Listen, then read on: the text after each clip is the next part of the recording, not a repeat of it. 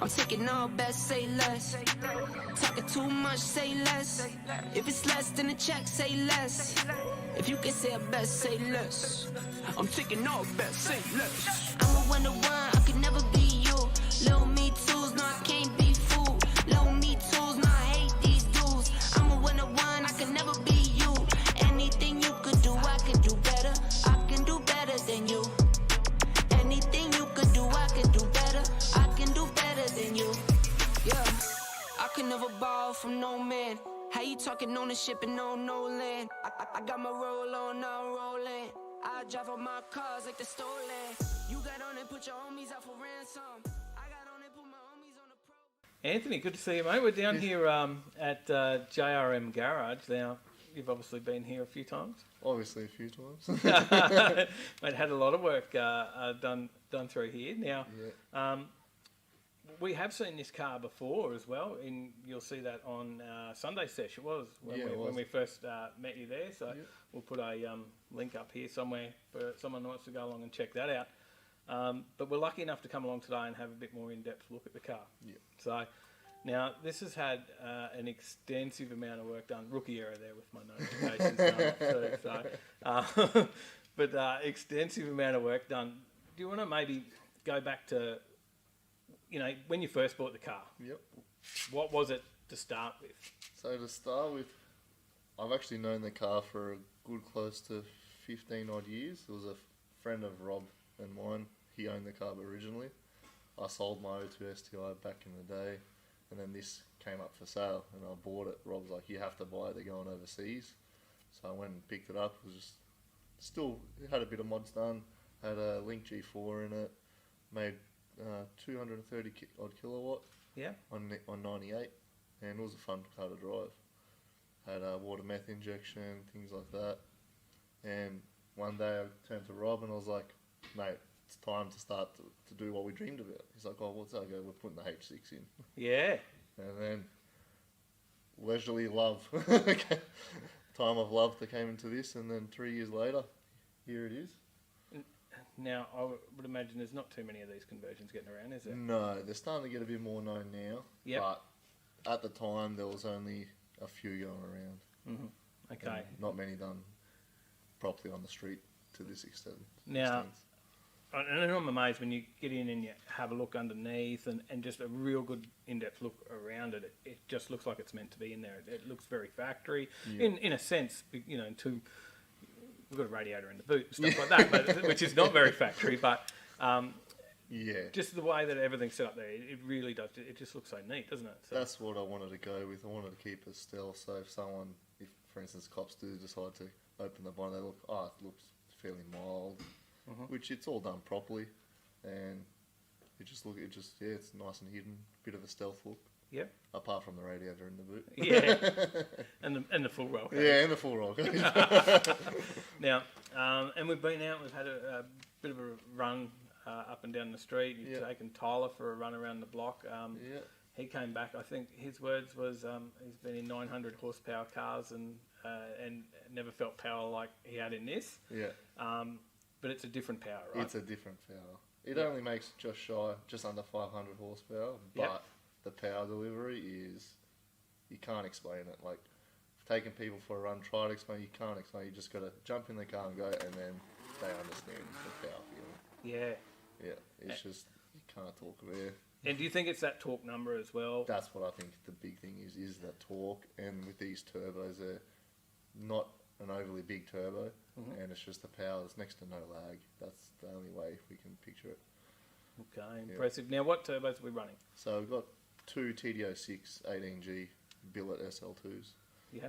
Yep. So they got 3-inch V-band exhaust housings at the back. Not too big, but plenty. Yeah, just enough. So and a 45mm gate on each. Yeah. So, now, there's a lot of engine management and stuff behind this as well, right? This is one thing that you think has helped this build. That's the biggest thing. Sean from EFI Performance suggested we run the M-Tron KV8, and he rewired the whole car.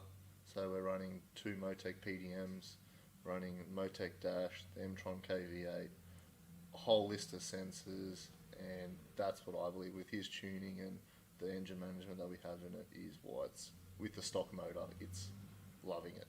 So you're really monitoring just about everything? Pretty much, yeah. We got sensors for everything. So we've got exhaust back pressure sensors to make sure, see if the turbos are, make sure they're right for it and everything. You've like worked out how to read all that? And I'll leave that up to Sean. If I find a problem, I'll give him the buzz. Yeah, okay. And you've been really happy with the tune? Yeah, very It's happy. tuned down, like... Yes, the torque's been, it should have made a lot more torque. It's only making about 850 now, but there's a lot of torque limits on it and the power limits. It's a very conservative tune. Yeah.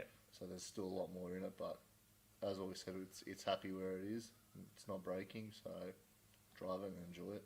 And it's a stock gearbox? Stock STI 6-speed gearbox. Yep. Just has a twin plate XCD in it. Right. The whole driveline it's got R180 diff in it, so it's a full O2 STI driveline in it. Right. And a fairly large exhaust system going through there Yeah, as so it's got twin 3 inches all the way through, a little cross pipe in it. Yep. It gives it a very nice sound. Yeah, nice sound, that Porsche-esque sound. Yeah. And obviously got the wrap, you've got JRM garage on there as well. Showing off where it's all done. Yeah. And you must get a few looks. Oh, it does get the attention. It does. It turns some figures, especially when it's on song on the street.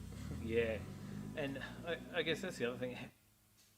A lot of them don't stay on the street for that one of these conversions, right? So and that's where you've been lucky. Now, we did mention before you got the radiator at the back. Obviously, there's just no room for that. Yeah, definitely with a GC8 there is no room in the front, especially to make it efficient. Yep. You could possibly put a smaller radiator, push the front mount further out, but it's just too much hot air here, and it's just won't have enough. It's not going to work in Queensland. Not enough room to escape.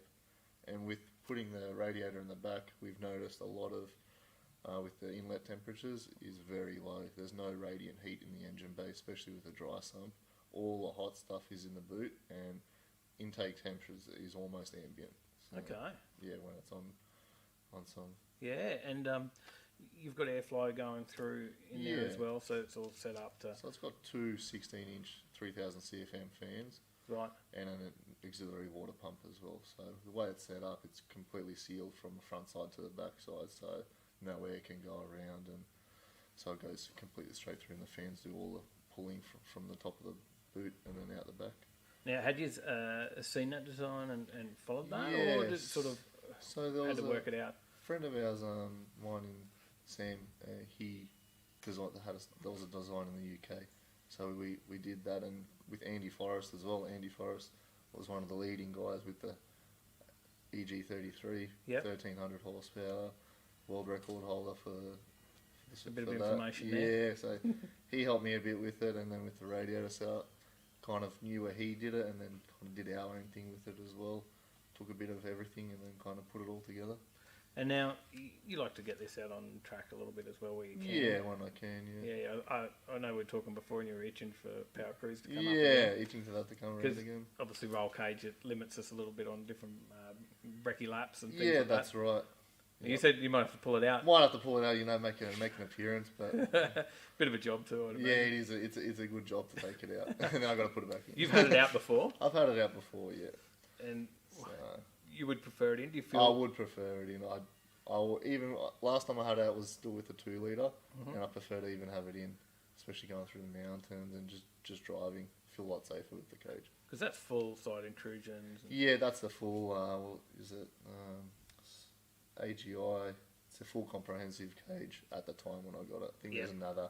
The new ones where got a couple extra bars in it, but at the time it was a full bolt-in comprehensive cage. No, and it's good. It's very well padded and especially with Power Cruise and stuff. Yeah, all good. And now you obviously get out there and you like just to scare a few blokes. Yeah, I like taking people for a bit of a run and go for a track. Shut down a few of us boys in our V8s. Oh yeah, try to, but I've been chopped a few times for some big V8s. There's always someone quicker. Exactly there is right. always someone quicker. Don't worry about it. Doesn't matter what you've got. Now, it's all fun. Yeah, you gotta love it. What about any future plans? Is there anything that you've done? You're happy where it is now, or at this point in time with that current setup, I'm happy. But for me to go any further, I'll need a sequential box. Yeah. Because even if I take the limitations off this one, it will destroy this box as it is. Mm-hmm. But we are slowly. I've got a second motor, which will be forged internals, headwork, and we'll be pushing around. We'll aim for the 1,000 horsepower mark. But that's just down the track. You've been surprised how some things have held up. Yeah. You talk about axles and. Yeah. So I've got drive shaft off billet stage 3 axles sitting still on the shelf in the workshop. We haven't needed to use them. Still running all stock. We thought we were going to break them on the drags, but we still got spare standard ones, but they've held up. They've been good, which I think the torque is what's helping it. Spinning the tyres is releasing the pressure off the driveline. Instead of just putting all that instant straight on. It gives them a bit of a pressure outlet. Yeah. Now, you mentioned the drags. Yep. So it has been down the quarter. It has been there. First outing it did with a very doughy crap launch. It did a 12.4 on wastegate pressure. Mm-hmm. And that was, shocking run. That was its very first outing. And it was very packed that night, and we only got 3 runs. Second run, launch control didn't hit. And third run, it just wheel spun and was pointing to the wall. So. Yeah, right. Yeah, so that was just at the launch. And then, 12.4 I can say was my best run to date. Yeah, it's obviously got a lot there. It's got a lot in it, so you've just got to get it down there. Just got to get down, have some more practice. Yeah, it's not an easy thing. No, so, and now you mentioned that was on wastegate as well. So what boost are we running? So it's about 13 to 15 pound on high boost, which isn't a lot and makes good power. Okay. 85. And then flex? No flex, just pure, straight E85. Yep. Okay, and let's go back now and talk about other cars, because obviously this is not your first car, surely? No, definitely not my first one. So I've only had a couple, so I've had an 02 STI, which I owned that for a good 10 odd years, and that was like my little baby, making 230 kilowatts on 98 back in the day. It was a real fun car to drive, and then apart from that one, I had my first one, which was a Toyota Corolla. Oh, okay, Old Corolla Seeker. There you go. And was it owning the STI? Yep. Was it owning that then? Yeah, it drove you to think about the next step and where you were going. With my cousin Rob, with the workshop and stuff like that, we've always been into Subarus. Mm-hmm. So when I had the 02, I was like, nah, I'm done with cars now. That was going to be the end. And then this came up. It was like, okay, it's cheap. I'll just be happy with it. And then it was like, no, that's it. We're just going to go all out. This is going to be the last one. Let's just do everything what we wanted to this car, and just keep it. That's it. And I've noticed if you hang around Rob for any longer than 10 minutes, you start to know all the Subaru guys anywhere. So, yeah, definitely. they all seem to know Rob very well, Yeah. and he knows them all, especially on the Gold Coast. Yep. So you're related to Rob as well. Yep. Rob's my cousin. So you had to get the Subaru bug. Now that's it. Plenty of them come through JRM Garage. JRM Garage. We better give him a shout out. Definitely do a lot. They do a lot of work for a few of the boys in Not WRCs. just Subarus, but No. But he does love working on Subarus. Owns a very nice one himself. Yep. Not a bad daily driver. Yeah, very clean for a daily driver. We'll throw a few shots of that in there as well. And we've spoken with Josh, who's hiding over there as well, listening to us. But you'll see him at the last Brekkie Laps video as well. He's frequently down here as well. Yep. And as I said, many of the Gold Coast locals, and even Tyler Skyline's been on this hoist now. Yep. So you got to check these guys out and see what they do. And you can just see the quality of the work, right? Do a wide range of work from your normal daily servicing, your just tune-ups to wild stuff like this. Yeah. So it's a one-stop shop kind of thing. And it's hard once you got the bug, hey? That's it. Once you got it, it's very hard to get rid of it. I tried to get rid of it. No, it wasn't happening. It's an expensive bug. Yeah, that's right. It's an expensive habit. This is I'm looking at this build, and I'm not going to ask the question, but there's obviously a few dollars have gone into it. There's a lot of parts and a lot of time. Well, maybe the time. How long? So time-wise, I was away for a little bit, but from start to finish was a good 3 years. Yeah. And it could have been done quicker if we streamlined a few things in hindsight, but it was just take your time, had friends do things and stuff like that. It wasn't rushed. We thought about everything. Wanted to do it right, which is why it cost so much. Yep. Everything's so expensive. I'd rather do it right the first time and not go around and go, oh, the wiring's doing this, and that's just do it all, cop it now, and that's it. When do we think we'll see you back out having another go at the drags? Oh, when this coronavirus lifts, then I'll be I'll be do it all. Power cruise, drags, everything. Yep, that's it all.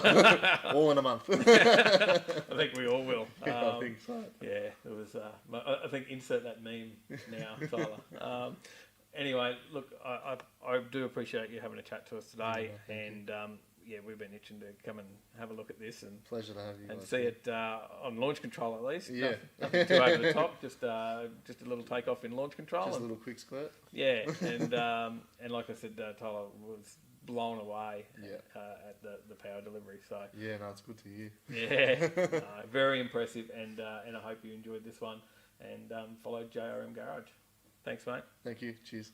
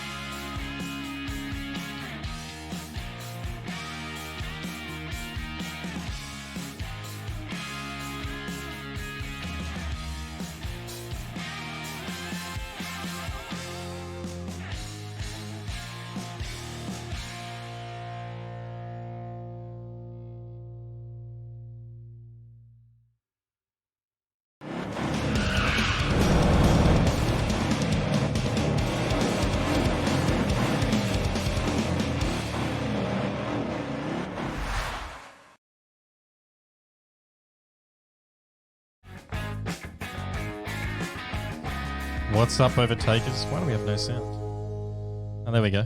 I have no sound. There we go. Now I got sound. Here we are. We do have sound, and we are here for another week of an amazing live show and podcast with a special giveaway tonight. A main event happening tonight as well.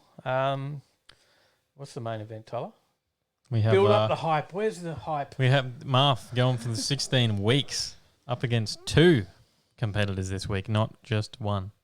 So, looking to become the GOAT, the GOAT of the quiz, and we'll see how that goes tonight, because not only will he take on one, he will take on 2 competitors, tag teaming up to take him down.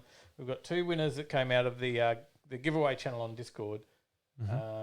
So we'll see how that goes. Yep. What do you reckon? It'll be interesting. How's the questions looking? Tough. Yeah? Yeah. Very tough. So, now there was one thing. Now, some people sent some questions in. They're chucking in the hard questions. I want to test Marth. But I think people forget that you can't make them too hard, because the competitors have got to be able to answer them too, right? Like, yeah. If nobody answers them, at the end of the day, you've only got to get one question Points right go to begging. win. It's possible you could win the whole quiz with one right answer. Yeah. If nobody gets anything else. Be a lot of you saying the points go begging. The points go begging. Yeah, that's exactly right. So, but we do have some more car news, car stories. We'll have a chat about what we've seen in the internet this week, on the interwebs. What's going on in the cars? We've got a special guest as well. Yep. We've got a special prize giveaway. What's going on there? TBA, to be announced. To be announced. You'll have to stick you around. Stay tuned. Stay tuned for special prize giveaway. Yeah. So you're giving away the Skyline. No. To one lucky viewer. You can guess all you want. You won't get it. Okay. Giving away a TR 6060 manual gearbox. No. Maybe you'll sell. Giving away one copy of Running on Empty that I didn't watch this week. I put it there just to see whether everyone asked you any questions about it. Okay, let's do some shout outs. Say good day to some people that are in chat. We've got over 40 people here live with us tonight. So we have Dave Ray, Bogan Blokes, Mafia Boys Well, James Bayless, Matty Crick, Dave Hamilton, Sally H, Chris Young, Gary Sparkplug, Anthony Bellini from the States. G'day, mate. G'day. Crazy VN. From China, Michigan. Keep scrolling down. Find the rest of the people in Hamilton. Hello. My name is Jeff. Beck. What was that one? There's someone in the chat called My Name is Jeff. Oh. It's not... My name is Jeff. Yeah, what was that? That was like 22 Jump 22 Street or Jump something. Street, I think it is. My name's Jeff. Jay-Z Life. Liam, how you going? Beck. G'day, Trevor mate. Smith. Yeah. One of the competitors tonight. Paige is in the chat. Pressure's on. One competitor's here. That's Tony O'Toole. G'day, Tony. How you going? G'day. He's checking out what's going on. And Shane Kane, Scott Sherrington. JRM. G'day, Rob. How we going? G'day. He'll be hanging out to see what's happening with special announcements and giveaways. He wants in. Chili Dude. Wheel tonight. Not tonight. End of month. End of month is the wheel. You had one job, Tyler. G'day, Kaz. G'day, Kaz. How you going? Good to see you. Looking well. Andrew Phillips is here. The other competitor. Gary's given away a slightly used Mirage clutch. He's got a fresh clutch in, ready to race your Mirage now. Chris Spinella. G'day. James is saying only done 3 drag races. That's probably my TR 6060. I think it did. We've got about 5 passes out, but Mad Dad. G'day. G'day. I guess we should get into it. Trevor's on you. Watch that video, damn it. The Hoff, how you going? The Hoff, how are you? Mr. Brad Gunn from Taz. G'day, mate. G'day. Thank you for joining. Aaron Fuller. G'day. There's people joining in everywhere. They want to see what you're giving away. We could give away Hoff's interior pack. That's still sitting on the table there, Hoff. Sorry. Oh yeah, and 6-1. G'day, Anthony. How we going? Hey, how are you? All right. Or Gorn. Gone. That's what I like to call it. Gone. That's what you see from behind. That was the video at the start. Mm-hmm. What was the video at the start? That was the Australia's only street legal registered. What was it at the time of the video? I EG33. assume it still is. And it's because it's fully engineered. There's many people that have said, bull crap, that is actually legitimately fully engineered, properly done, registered. Like it's ticked off properly. Mm-hmm. It's not nothing snuck through on that. Yeah. So, Hey, Troy, how a we lot of going? work's gone into Troy's in the chat. G'day, mate. G'day, how Marv are says, you? I'll make you a deal, Tyler. Swap killing your tyres for a make my manifold, damn it, off of Hoff. We can give you his interior pack. It's about as best as I can do. What you want else have Hoff we to got? make my manifold? Yeah, and then you can show it off to Marv. Oh, it's just cruel. Trevor Smith says he's probably got 40 to 50 car DVDs that I should watch. Yes, G'day, Mars. How we going? he has a few. Mars, how are we doing? All right, Superformance. Mm-hmm. Say good day to those guys. How can you miss Superformance? How does that look when you got the Superformance picture and the Superformance? I brought over my TV. hat. I didn't even put it on Yeah, I got mine in on. the kitchen. Superformance. Get on and give those guys a like and a follow. Links in the chat. You know, we might even see some more sponsored names floating around in the set in coming weeks. We got all this extra space that we can use. You know, like over there, over there. We just need something to fill up the background. So we'll wait and see. And but thank you, Superformance, our very first sponsor to ever come on board and back the channel. Mm-hmm. So, Hoff says, I don't do manifolds FFS. It's Bernie and Cuddy. Tuning is way funner. definitely. Special delivery. Oh, did your hat just arrive? Yeah. Oh, look at that. Matching, like father and son. How would you be? Hey, funny that. Live show number 64. There's the title page. It is live show number 64. Podcast episode number 10. We're on all the good places you can get your podcast. Make sure you go and give us a rating on Apple somewhere. Podcast. Sumi, how we going? Yep, Apple Podcasts. That's the one. Go leave a rating over there. Yep. I don't even know how that works. I don't know. But someone will know. Please leave us a rating. A good one, please. Actually, don't just leave us a rating. Please leave us a good rating on there to help the growth of a podcast. Just an area we have no idea about, but we'll see what happens. Overtakinglane.com.au for all your binder products, merch, and drying towels. We're getting a bit low. We've got to get some more stock in. Spell. So Binsa. yeah. But Boat Captain Tyler Ahoy. There's Trevor. So what else are we gotta make mention of? Last video? Yes. Last video is probably something. The spaceship is what the HJ can be called now. Yeah, it's something very shiny, extremely shiny stuff, and it'd be uses. 1,001 uses we could have now for road cool, but it'd be great for reflective lighting as well. On your set. Yeah. I did that in the thumbnail. Like I actually held it a little bit to get some lighting for the thumbnail. Nice and shiny. There is different ones you can get, but this is in the HJ, the Stinger roadkill product. I heard something happened then. Sparkplug stream and service. Donated for $40. $40. And give us a perfectly good 590 viewer stream and we'll crash it in 10 minutes or less. Viewer dissatisfaction and guaranteed. Totally was not your fault. Totally was not your fault. I don't know if he's talking about. He was in the Warwick. Out at Warwick, and he was in the middle. Luke Kersl's from MotoFab was on there doing an interview right in the middle of it, and it crashed out. But it actually connected to the Wi-Fi signal from somewhere out there at the drag strip, and it had been going all day. Like the Wi-Fi had been turned on the, and it hadn't connected. And then it just did. It just did. And we were like, reconnect. I'm like, no, we moved. We went back to the start line because it's usually where we get good reception. Reconnect, nothing. And then realised, I'm like, oh, the Wi-Fi. Turned the Wi-Fi off, bang, it came back up and reconnected. We'd lost about 300 people out of our 500, but they came back.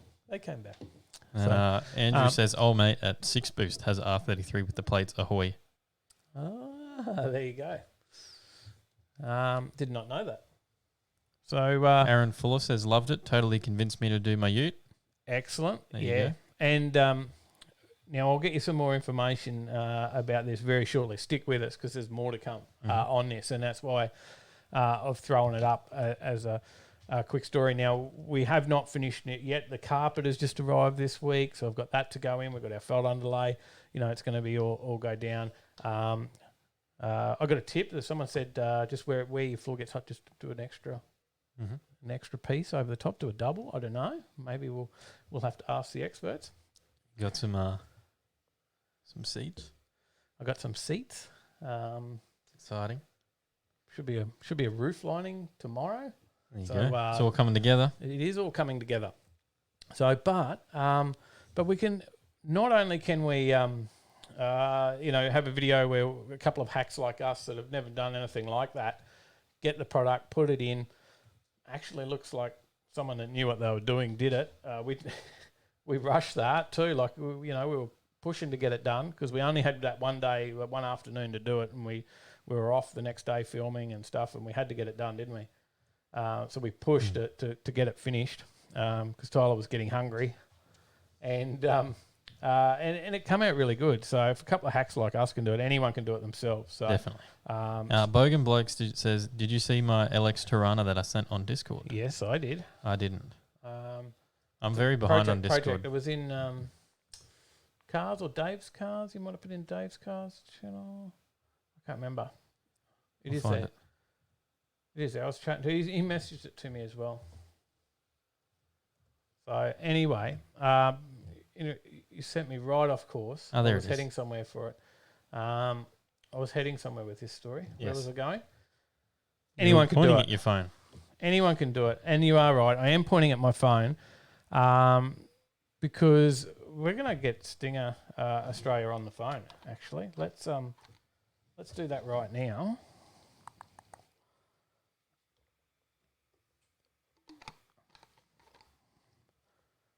G'day, Skid Pig. How are we going? Hopefully, technology won't let us down. Hello. Hello. G'day. We've got Mick, the tech guy from Stinger Australia. Hey guys, how we doing? Mate, I am doing brilliant. Now, I was just I don't know if you have been watching it all, but I was just talking about our job that we did with the Stinger, the Roadkill Expert product in the HJ, and yes, and the fact that we've really, we've got absolutely no knowledge of what we're doing. Hey, look, you guys did a fantastic job with that. Don't put yourself down.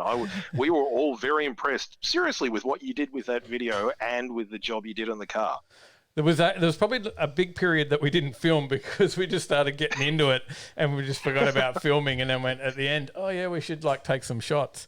But it was good. Once we got that first one down, I think that was probably the hardest one to do, was that first one, working that out, getting that in, and then it just come together after that, to be honest, and then worked out. I was much better at getting the backing paper off after the first one. I worked out where I was going wrong with that. But it's really easy to use.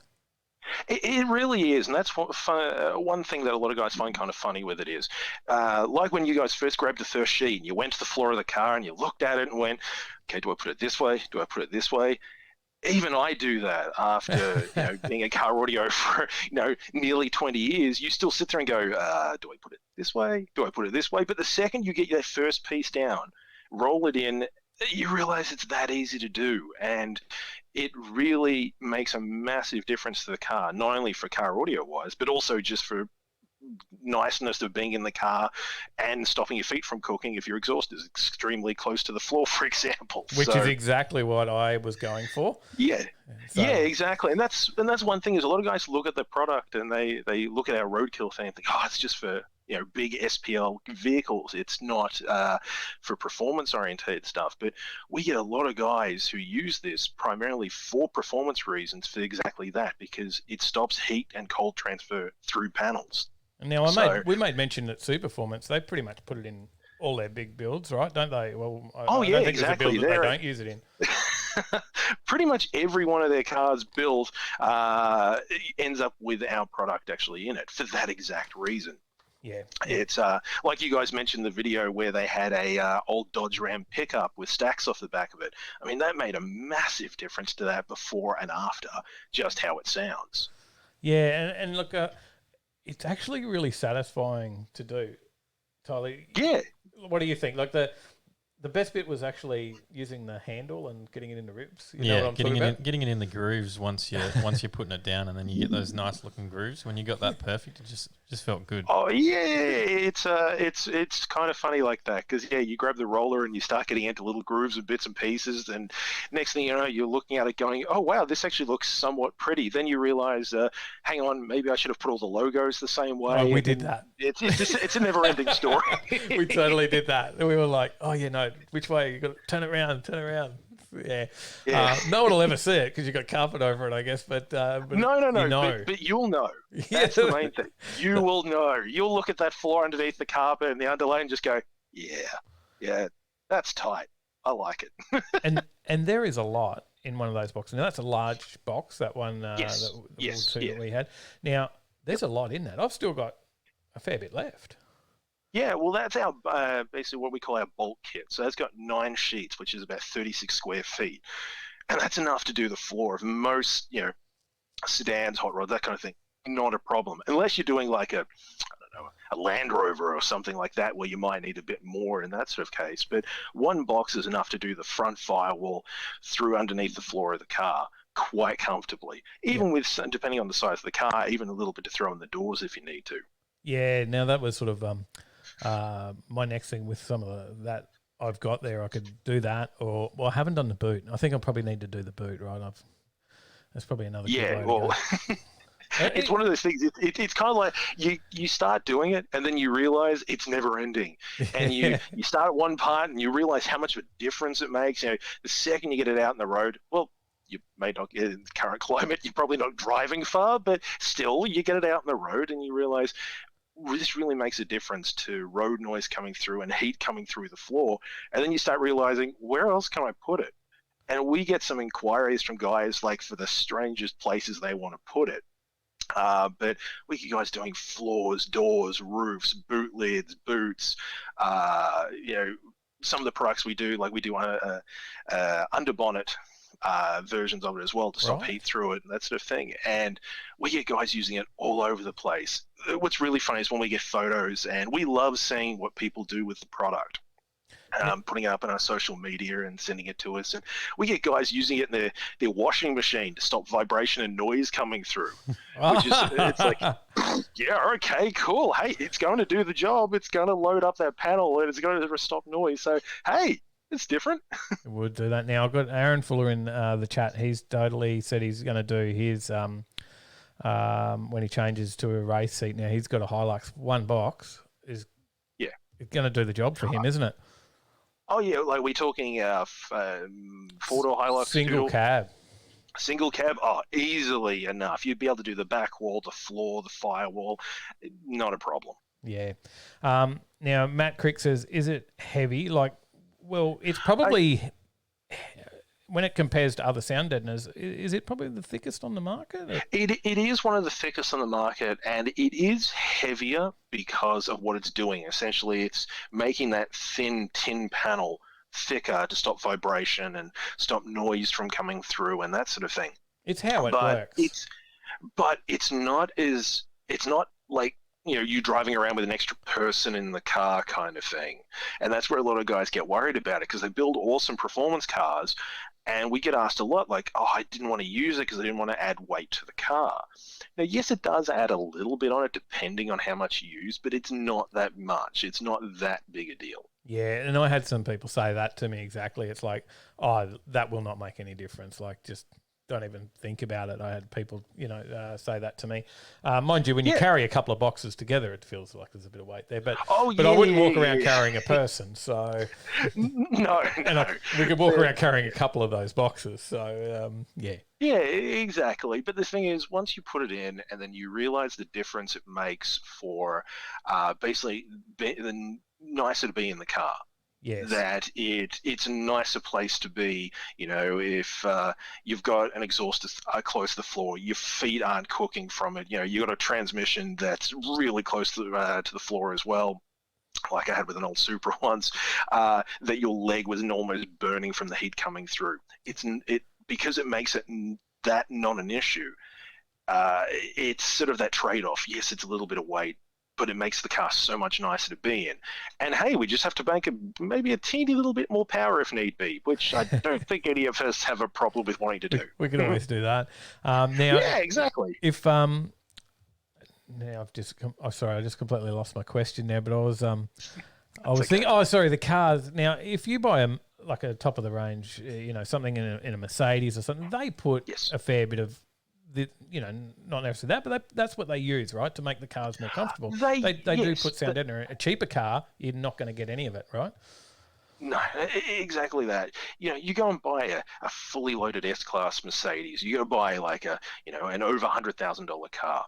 Even if you go and buy a brand new Land Cruiser, like a fully loaded Sahara, that sort of thing, you're going to find some sort of sound deadening material in it, but not to the extent of what you're going to get out of like our roadkill product. You're going to find it in little bits and pieces on the floor and little bits and pieces on like indoors and panels and firewall to try and stop the vibrations that were coming through when the car was produced. Right. And some of them will, you'll get European cars and they'll put basically like I guess you would say like a soundproofing matting in there. But it's not going to work the same way for heat. It's not going to work the same way for noise in that sort of sense. And we get a lot of retailers and guys at home who will then go and add this into the car on top of it and go, wow, this made an even bigger difference than what it was before. But yeah, you're right. If you go and buy an older car or if you get a entry-level vehicle, you'll find next to nothing in the car for it. They might just do some spray-on sound deadening in the wheel arches, which you can pick up at your local auto store for a couple of bucks, and it's not going to do anything. It's pretty much black spray paint.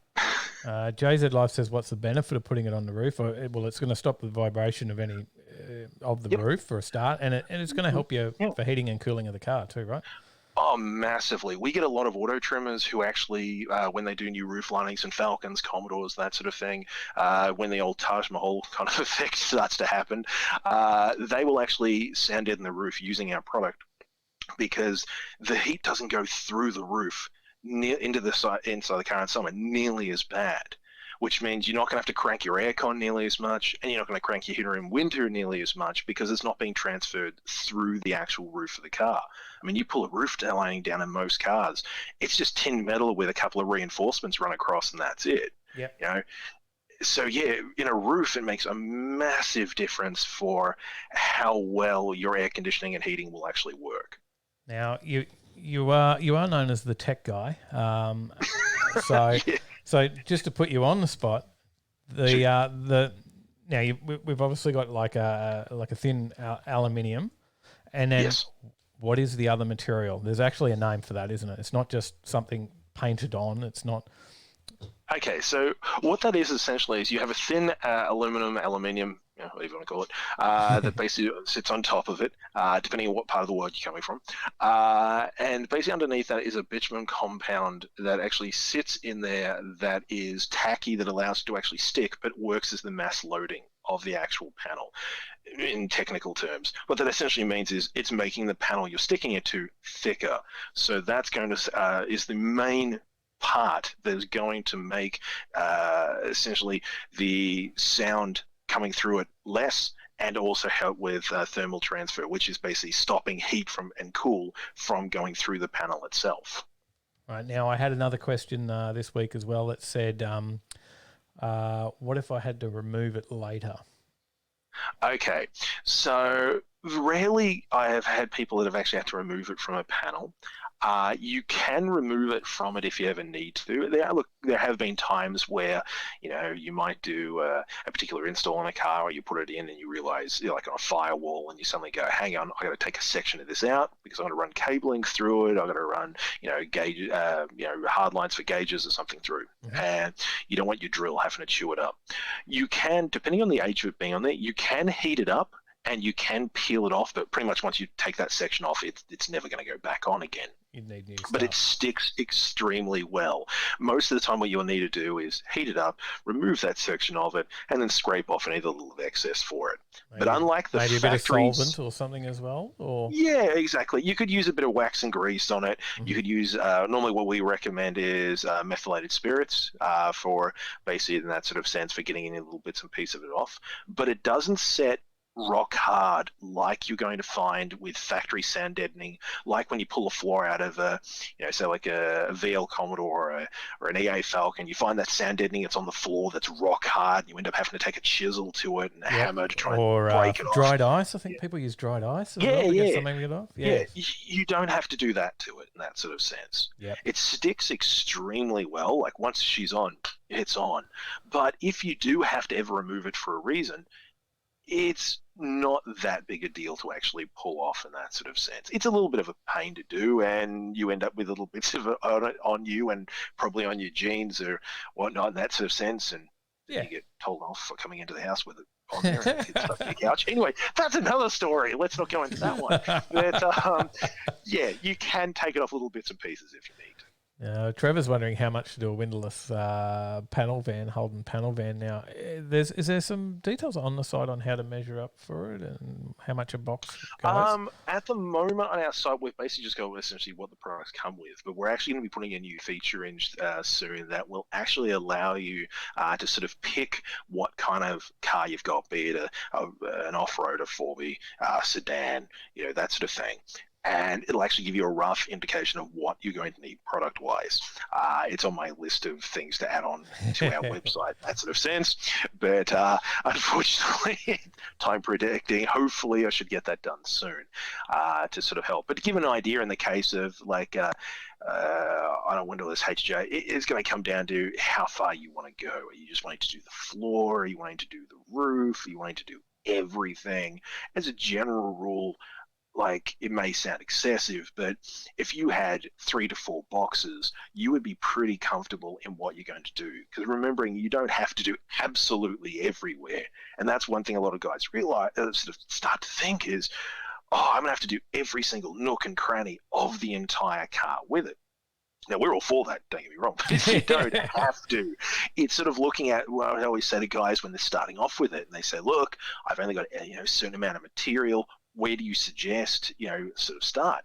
Look for big panels, big areas that are going to flex. Or in the case of the floor, look for areas where we want to try and cover it as much as possible in that sort of sense. But going up the sides, like in a panel van, for example, close around where if it did have windows around it, that's a stiff panel. It's not too big a deal. So it's okay to skip a little bit around there in that sort of sense. You want to look for those big areas that are vibrate and that sort of thing.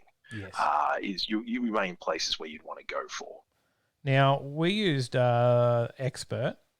There's more than one, right? There is. Oh yeah, okay. So basically, in our Expert range, you've got our bulk kit, which is our most popular product, which is what you guys were using. Yep. So we do that in smaller versions of it, depending on what you're actually doing. So we also do that in a door kit and a universal kit, and then essentially it's the exact same product. You just get less in the box and it's cheaper. If you're just doing, say, a set of speakers in your front doors and you want to improve it sounding a bit better because, hey, you screw a speaker into essentially a tin box, it's not going to sound that great. By putting roadkill in it, it's going to make it like you putting it into an MDF box I guess you could say. That's going to give you less product, but it's the exact same thing as what you get in the other one. But what we also do in that case is we do, as I was mentioning, we do everything from underbonnet lining to basically stop fur transfer. Basically that foam and silver panel that you see on a lot of newer cars under the bonnet to try and stop your bonnet from cooking, especially with underbonnet temperatures being pretty high if you got extractors or turbos or that sort of thing. But we also do stuff like carpet pad, for example. So like how you were saying you're going to be lining carpet in the car.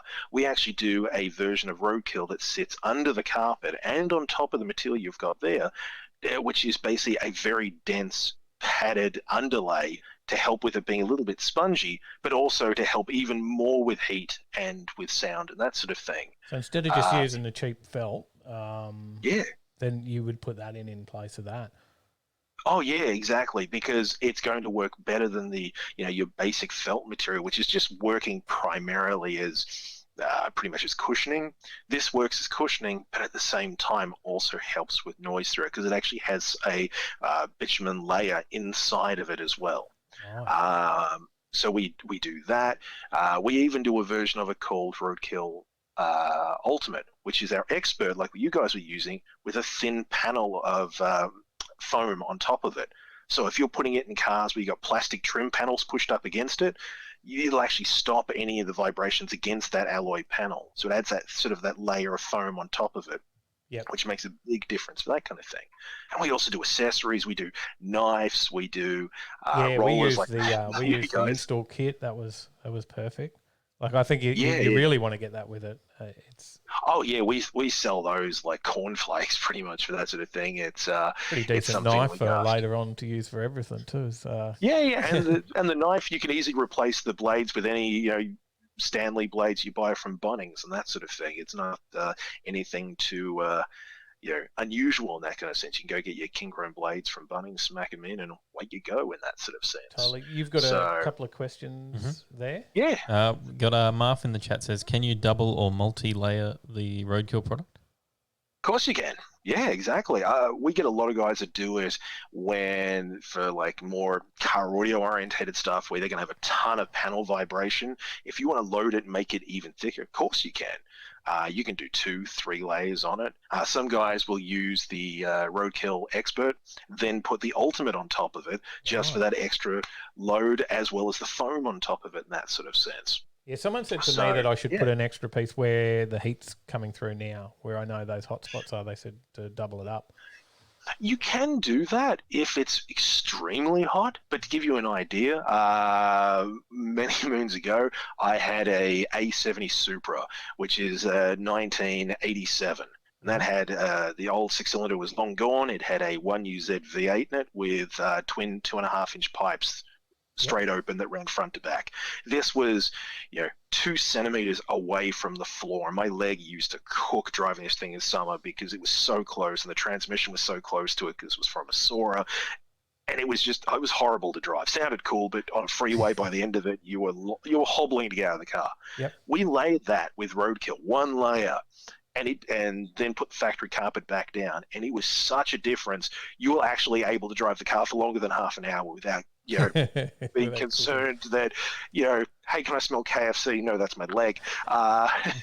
So one is more than enough, but you can layer it up if you want to in that sort of sense. There's nothing wrong with it. What I would suggest in your case would be is because your interior panels aren't going to be too chaotic to take on and off and that sort of thing if you ever needed to. Yeah. I would try it with one on its own, see how it goes, and then if you find, hey, look, I am getting a little bit more heat through it. If you've got a piece left over, that's one thing I always suggest to guys. When you do the install of it, keep all the little off bits, throw them back in the box, keep them in the garage, because they're always handy for that time where you go to do something in the car and you realize, hey, I got a piece left over for it. I could just Everyone stick that does in. it. Yeah. Yeah. Yeah, we did do So that. I would We probably kept stick all with the that. little bits, and even actually while we were going, if there was any little bits we trimmed, we'd already taken the paper off. We would just sort of just sit them up towards the back of the car, just lightly stick them on, and then you'd get that little gap somewhere, and you're like, oh, this is one that's perfect for that, and you would just, it worked really well. Yeah, exactly. Yeah, and that's something that even like when I do my own cars and and bits and pieces, it's I always keep the bits, stick them onto the one backing sheet that I've left over on the side, and you end up sticking it down, and it looks like your kids covered it with fridge magnets, all this kind of like weird offcuts and shapes and stuff. It looks like an art project, but you can come back to it and always grab those bits later on and go, hey, I need this little bit here. I need this little filler here. It's fantastic for that sort of reason. So yeah, you guys were right on the money with what you did there. Did you have another question? Got another question from Trevor. He says, is there a maximum temperature before it turns to liquid?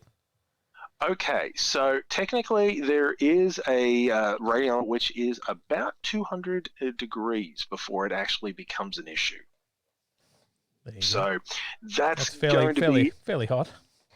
Yeah, it's not going to be too much an issue for most of the things, but we do actually have a complete specification sheet that actually has all of the ratings and everything on it. So to give you an idea, this will actually work and function exactly as it should, everything from negative 60 degrees Fahrenheit up to over 300 degrees Fahrenheit. Right. There you go. So yeah, this isn't an issue even at all in that sort of sense. So yeah, we get guys using this on trucks. We get guys using it in firewalls. So yeah, heat is not a problem in that sort of sense. And that's what sets this apart from your more cheaper sound deadening material that guys get and they'll buy online and they slap it on and it ends up, falling down on a hot day and that sort of thing.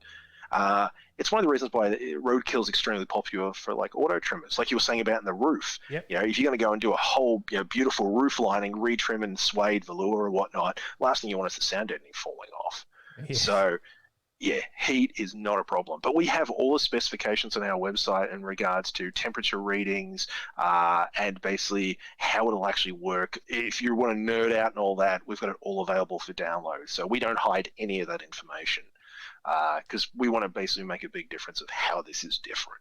Cool. Now, let's just talk about Stinger Australia, because we've just been predominantly talking about roadkill because that's obviously what we use. But quick word about Stinger Australia, because there's a heck of a lot more that you guys do. That's like the smallest little part of it, because it is a sound product, and when it comes to anything in car sound and audio and tell us a little bit about Stinger Australia.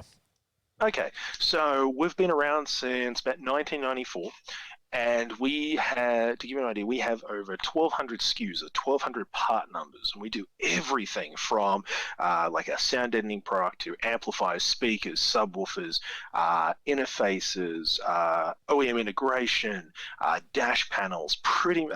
We now even do radio infotainment, like Android Auto head units and whatnot. Now we pretty much do everything audio or basic car electronics wise, pretty much from start to the front of the car to the back of the car in that sort of sense. So essentially we cover all sides of that kind of thing. Roadkill is an extremely popular product, especially with car tuners, muscle car guys, hot rod guys, that sort of thing. But yeah, we do pretty much everything in regards to audio wise, as well as all the cool electronics to let you add aftermarket products and new features to newer vehicles as well. So yeah, we've been around since about 1994. So we basically distribute in Australia a whole range of different American brands and Japanese brands as well. And yeah, we pretty much supply car audio stores. We supply independents, muscle car, guys like Superformance, custom car shops, auto trimmers, everyone in that sort of range of product. And even marine as well, isn't it? So yeah, of course. Yes, audio, is a big part of the market these days. So most certainly we do everything for like when we say subwoofers, amplifiers, speakers, we do everything for off-roaders, marine, caravans, cars, pretty much all facets of that kind of applications and that sort of thing. But our marine product is actually very popular. Funny enough, doesn't get used in marine nearly as much as it gets used in muscle cars and hot rods. Because, like the guys at Superformance use that in a lot of their T-bucket conversions and some of their older muscle cars where, if it's convertible and the chance is going to get any water inside, well, we do what's called IP rated speakers. So if they get wet, it's not a problem. We do these cool little micro amplifiers that you can hide under dashes of cars and under seats that are going to take up space. If you're building a car that's primarily performance orientated, but you still want to actually have a kick-ass sound system that you can still crank up the tunes when you're driving, we do a whole range of products which are stealth and tiny that you can hide around the place that don't take up room. And that's one side of the business which is really taking off now for us for that exact reason. That's a good thing that you bring up. Now, I've just done, so I did a seatbelt modification, put retractable seatbelts in the back of the HJ, and there was some 6B9 speakers in the back, nothing special. So, but they're sitting there on like an extender there so that they can fit in. But now they don't fit properly because of the way that the seatbelt sits. And I'm like, I don't really want to cut up the back of my car. Now, there's probably, a 6-inch round speaker that's going to sound just as good as those, if not better, across the range, isn't it? Oh, yeah. I mean, you've got different ways how you could tackle that. You could simply look at it and say, okay, well, you could put a 6 or 6.5-inch speaker in its place then you don't have to cut the body. Because that's the last thing you want to do, especially on a car of that age. Gone are the days where I'll just, hacksaw out or I'll cut out the car because it doesn't really matter. They're everywhere. They're not anymore. So there's two ways you can do it. You can either change the speaker, and we have a whole range of 6.5-inch speakers that you could drop back in its place, which are going to sound probably better than the old 6x9s that are in there. Yeah. But we also do speaker adapters so that you can actually put that 6x9 speaker back in its place if you're attached to them. You want to keep those in it. We also do adapter rings and adapter spaces so you can actually put them in place of other holes and that sort of thing. Yeah. So there is different ways you can kind of tackle it, depending what you want to do. Now, I know Phoenix Gold's a big brand in the audio, and a friend of ours, John OMJ, as we call him, you would know who I'm talking about.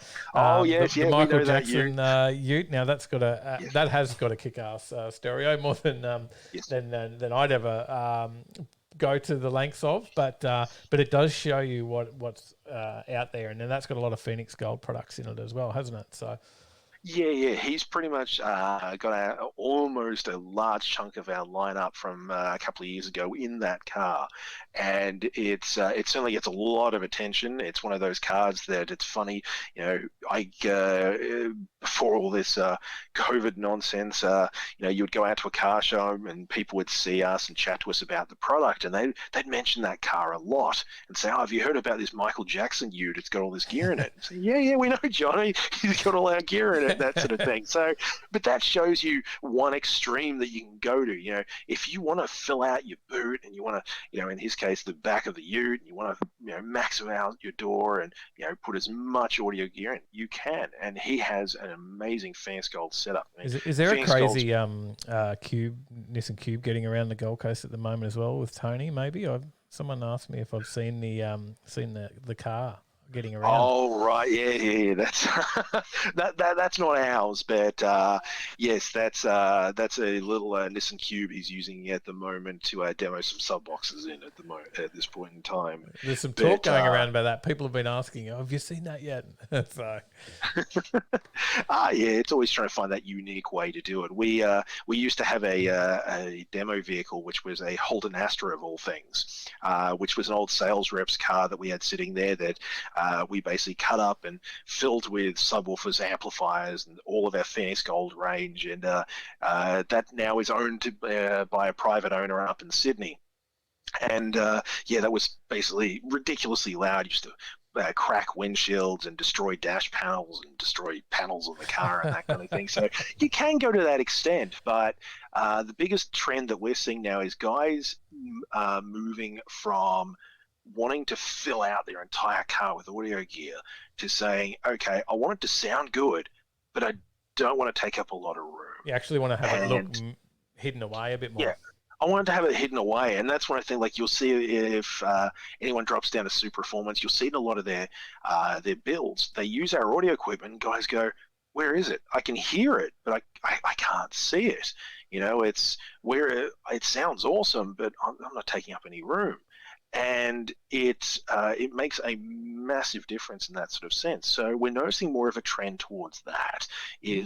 Guys are building these awesome, muscle cars, project cars, JDM tuners, that sort of thing, wanting it to sound good, but aren't wanting to, lose space. And that's one thing we're specializing in. So if anyone's looking to do that kind of thing, definitely check out our website and have a look, because you'll see we're going to start showcasing a lot of these cars that guys are building where they're using our stuff, because we want to see it. I live and breathe car audio. That's the joke that I always get, that I'm the technical guy for this kind of stuff, because I'm surrounded by it.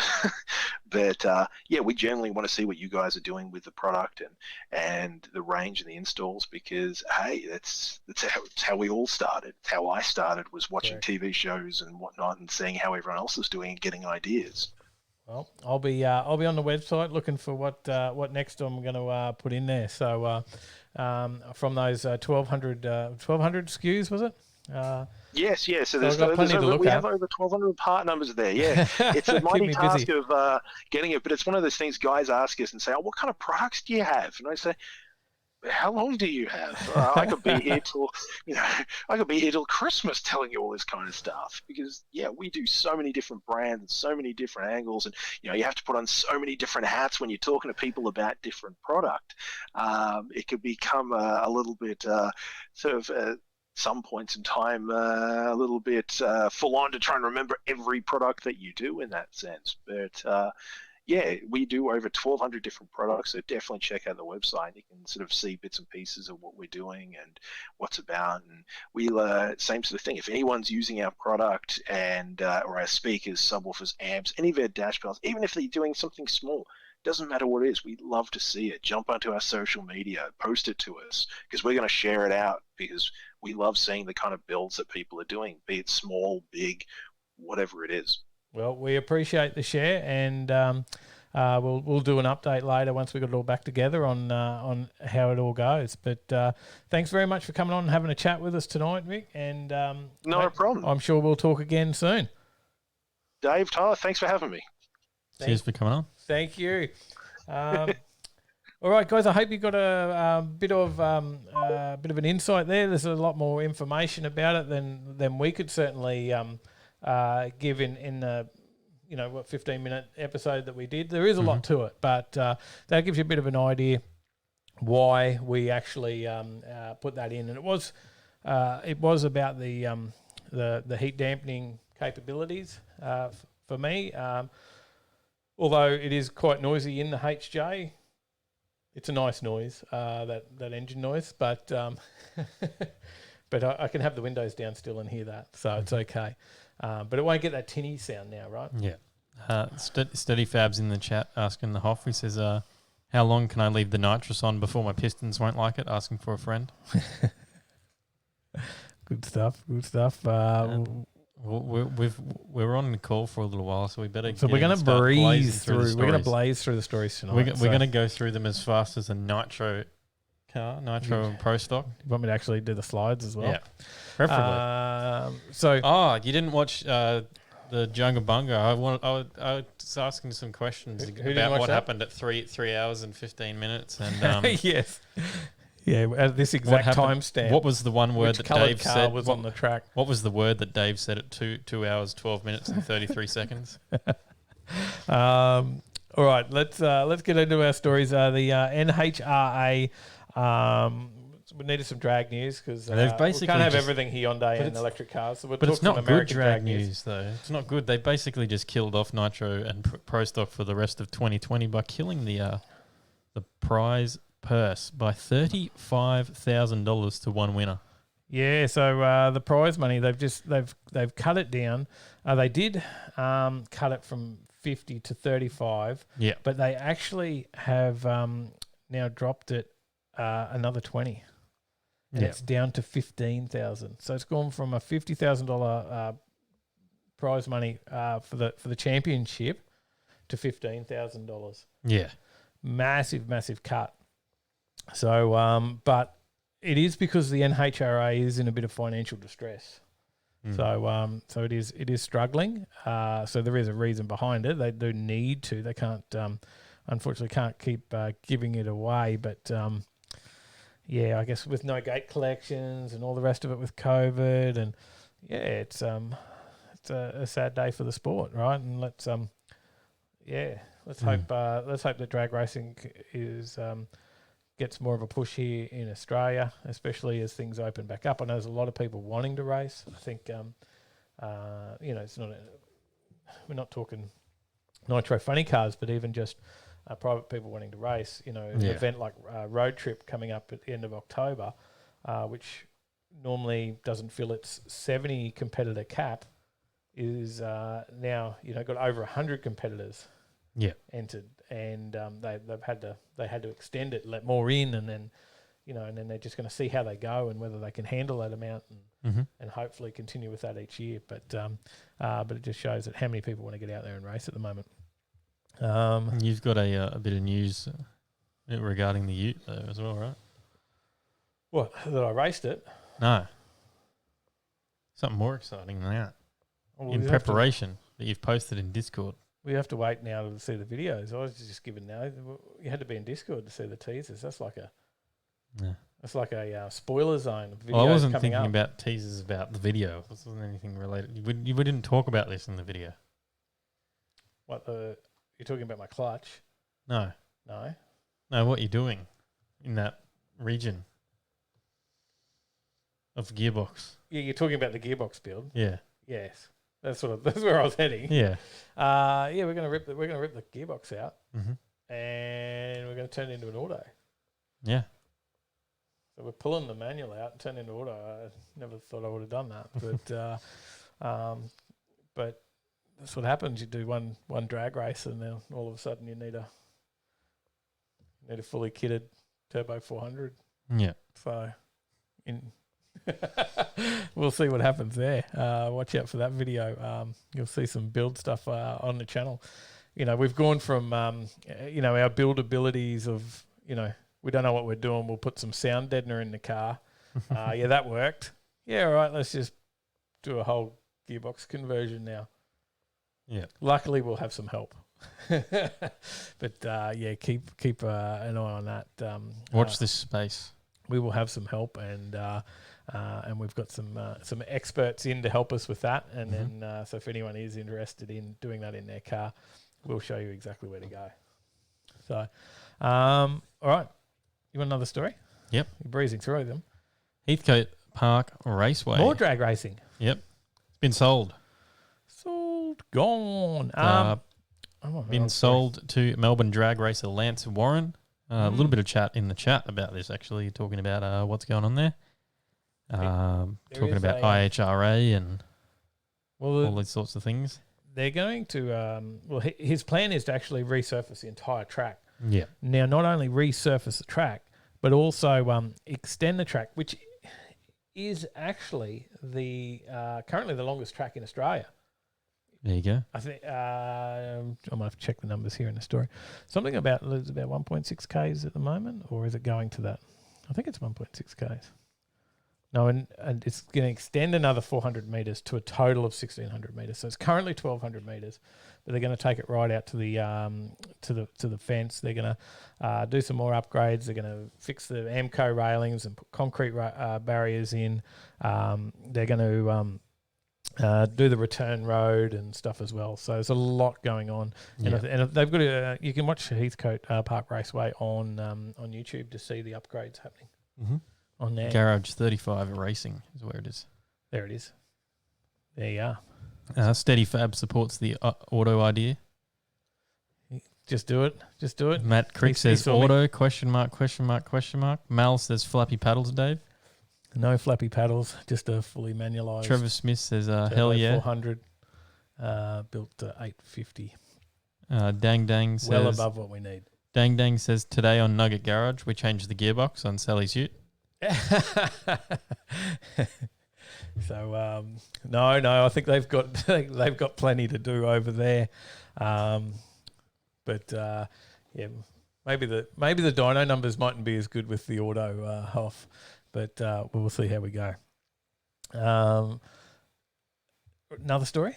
Mm-hmm. No, did you have some comments about that or no? No, we'll move on. Trevor Smith says, finally money being spent on Heathcote. Yes. Dang Dang says the end zone was effed last time I went down the strip at Heathcote. There you go. Now, if... And Brad says red drag ute for the win. Definitely will be. The drive out to Warwick and Stanthorpe drags may be a bit different, with a 3-speed in it. We'll be sitting on 3,000 RPM at least, at 100, I would say.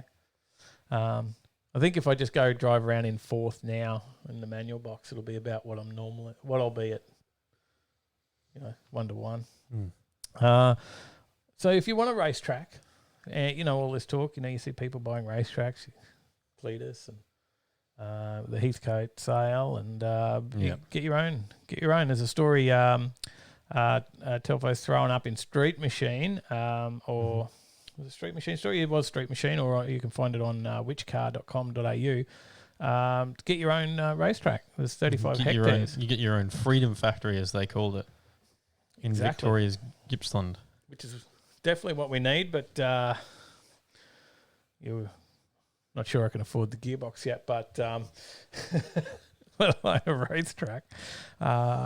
But it was a good deal. I had to do it. It is the asking price of $1.4 million, so definitely not as expensive as the Lang Lang test facility. No, it's getting closer. We find they're closer and closer. We just need to get rid of a few more zeros. Now that was another one that sold recently. Lang Lang sold to VinFast, which we said they were a likely contender a few weeks ago, didn't we? Mm-hmm. We did say that they would be. So that's a Vietnamese car manufacturing brand, VinFast, not related to VinWiki or Vin Diesel. VinFast completely separate, right? Now, what about Vin Petrol? He's related to Vin Diesel and Vin E85, but Vin Number is a cousin.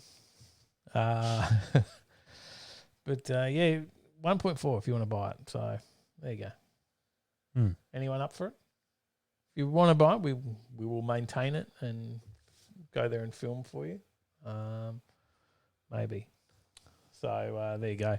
There's plenty there. Apparently, there's actually farming and stuff on that property as well that can support and driver training as an income stream to fund all your sideways action. Yep. So, but you do need to note that the Newborough town centre is only 1 kilometre away, so sound and smoke may be an issue. So they said in Street Machine, it's not far from Scotty's house, so it would be great for Carnage headquarters. Mm-hmm. Wouldn't that be cool? I bet he'd like that. Right? He's already loving the workshop that he can't get to. He would love that, but there you go. Anyone up for one of those, for a racetrack? It's in Newborough, dang dang.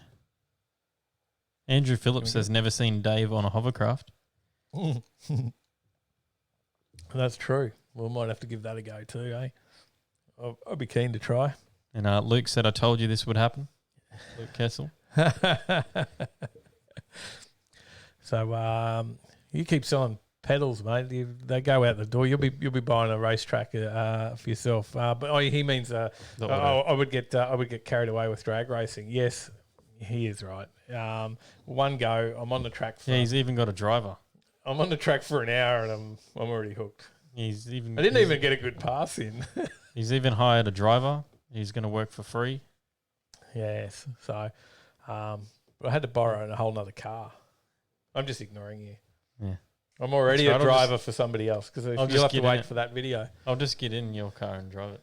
So after watching me go down the track with a slightly broken car after a few runs, someone said, here, go take a fast car and have a go.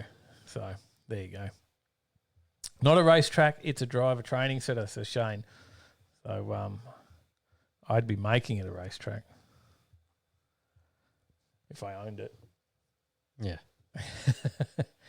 All right. We're breezing through these stories, aren't we? Chris Spinella says, how high a stall will you go? Probably just looking at 2,500. Yep. I think is where we'll be at. So you'll have to wait and see, Matty. The time that'll be revealed in the video. Oh yes. Nothing too exciting. Wasn't like 480 horsepower's worth of time.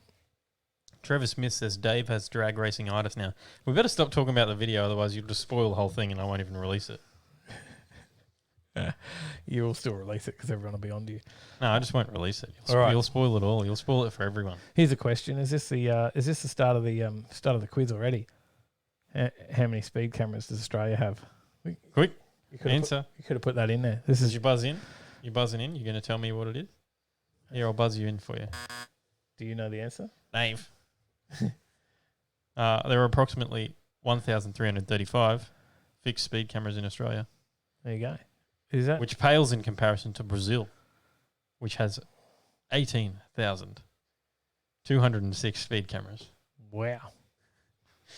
How much do they have in the way of roads in Brazil compared to us, I wonder? I have no idea. But they have the most speed cameras globally. Cameras? They have the most speed cameras globally. So there you go. Who would have ever thought that Brazil has the most speed cameras? Would you ever guess that? No. That should have been a quiz question, shouldn't it? Eh? It should have. Jay-Z Life says 5,500 stall. Go that large. Steady Fab says nitrous kit will go nice with an auto. 150 would sit on there very nicely. Pretty Andrew Phillips said 1,375. He wasn't far off. Ah, there you go.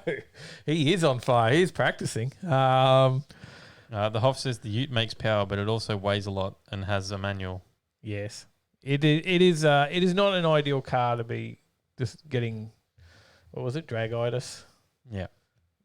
In, but it's what I've already got there. Although Hoff, I don't know if Ethel said I should have been doing it to the HJ. He's like, put the turbo 400 in the HJ and a turbo, and that's where it should be. Well, that's another day. Just put sound deadening in. Can't go too far yet. So there's about 60,000 speed cameras globally. Matty Crick makes a good point. Don't forget Are You OK Day. It is Are You OK Day today. I am okay. And make sure to ask your mates. I am. I hope everyone out there is. Reach out to a mate and say good day and are you okay? Mm-hmm. Where were we? 60,000 are known speed cameras globally, and Australia is 14th on the list with the highest numbers of speed cameras. Countries with the highest number of speed cameras. Yeah. But when measured per capita, Australia moves up 10th overall. Okay. With less than 20,000 people per fixed speed camera. Brazil, Italy, and Russia all have quite a lot. Mm-hmm. Over 10,000. The UK has 6,942. Yeah, the numbers go down quite a fair bit before you get to Australia. Germany 4,653. US is 6,041. I read those the wrong way around. France, buzzing in. France is 3,340. United Arab Emirates 2,718. Belgium 2,672. Sweden 2,038. Spain 1902. Turkey 1469, Austria 1397, and Australia 1335. There you go, speed cameras. Let's go back to drag racing. Anyway, drag racing. Now, talking about heavy drag racing cars, there's one way to make them fast. Yes. And wheel stand like that. Electrify them, right? Yeah. So is that what we do next? You get electrifying the HJ. Maybe. Maybe not. I wonder how that'd go for YouTube content. Yeah, that'd be interesting. I could not. I could not be without the sound. No, I couldn't. I couldn't be without that sound. Tyler, do you have? You're watching a video. Yeah, I'm just about to listen to it. Okay, you're testing it first, or Yes. oh, he's listening to this electric car. It goes as it takes off, isn't that how it runs? Yeah, that is exactly how it runs. So this is on the Ford Performance YouTube channel, I think. Is that right? Ford Performance. Yep, that's the one. Let me find the right button. That one. We'll press this button. We'll move this over. Yep. People can see. Can I hear it? Let's go back. Here we go. Oh, I didn't go back far enough. There we go.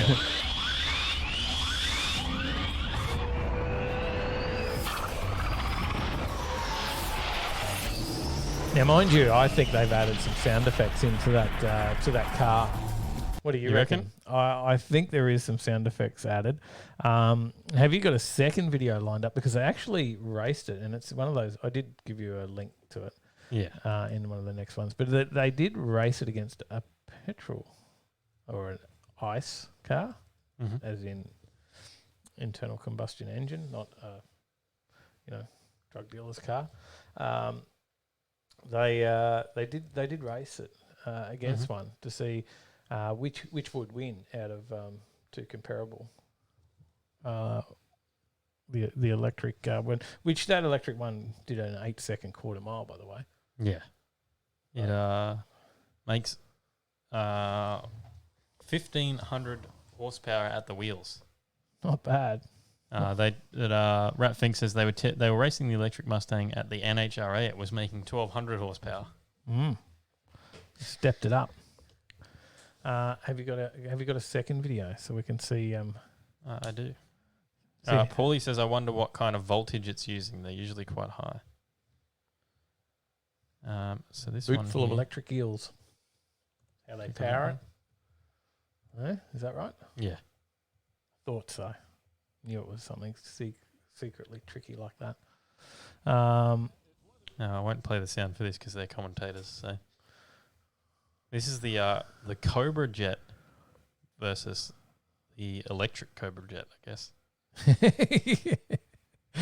That's sort of how it works. Yeah, they did match them up.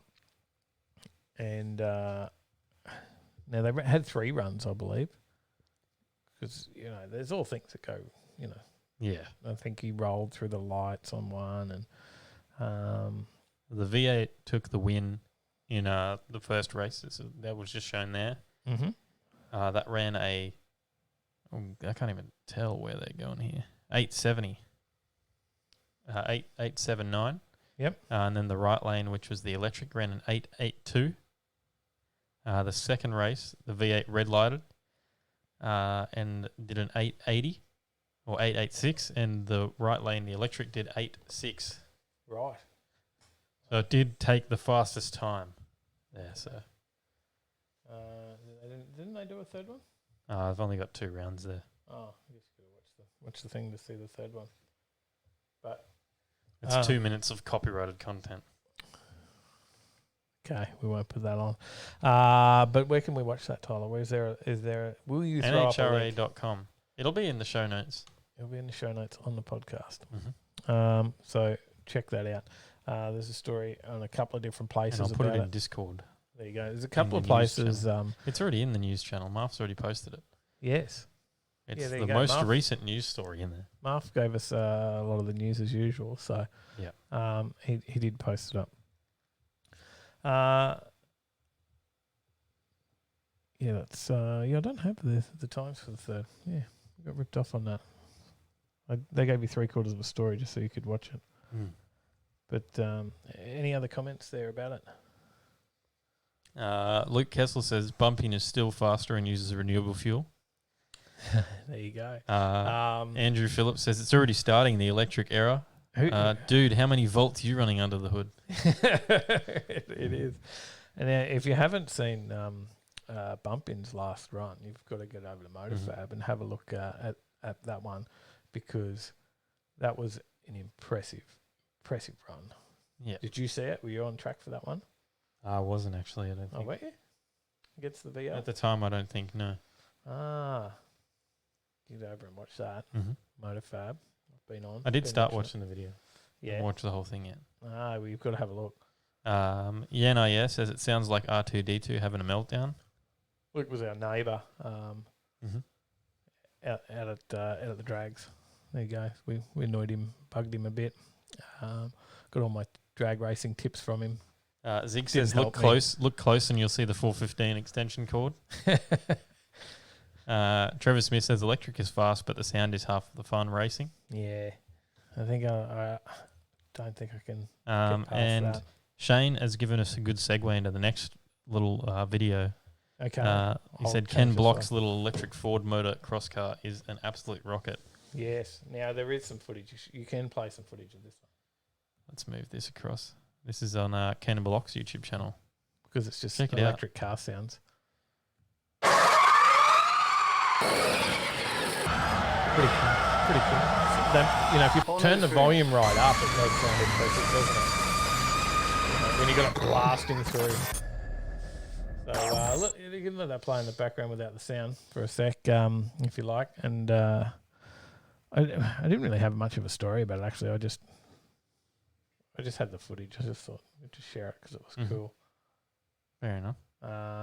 Jay-Z likes his sub 9s. Not bad. Steady Fab says, wonder how quick it can charge my phone.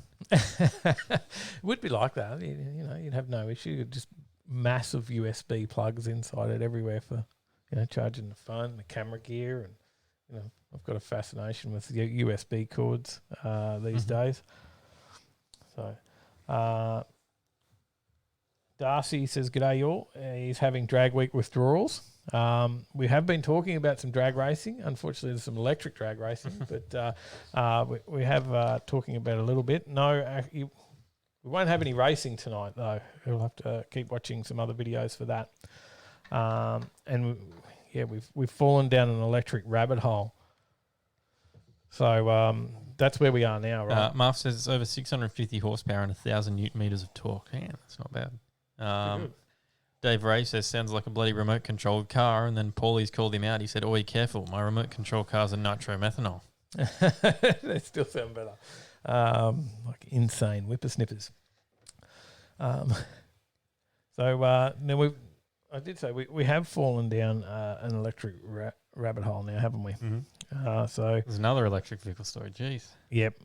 I said. I feel bad for Zig. Yeah, he'll be tuning out and going to bed. We'll bore him to death.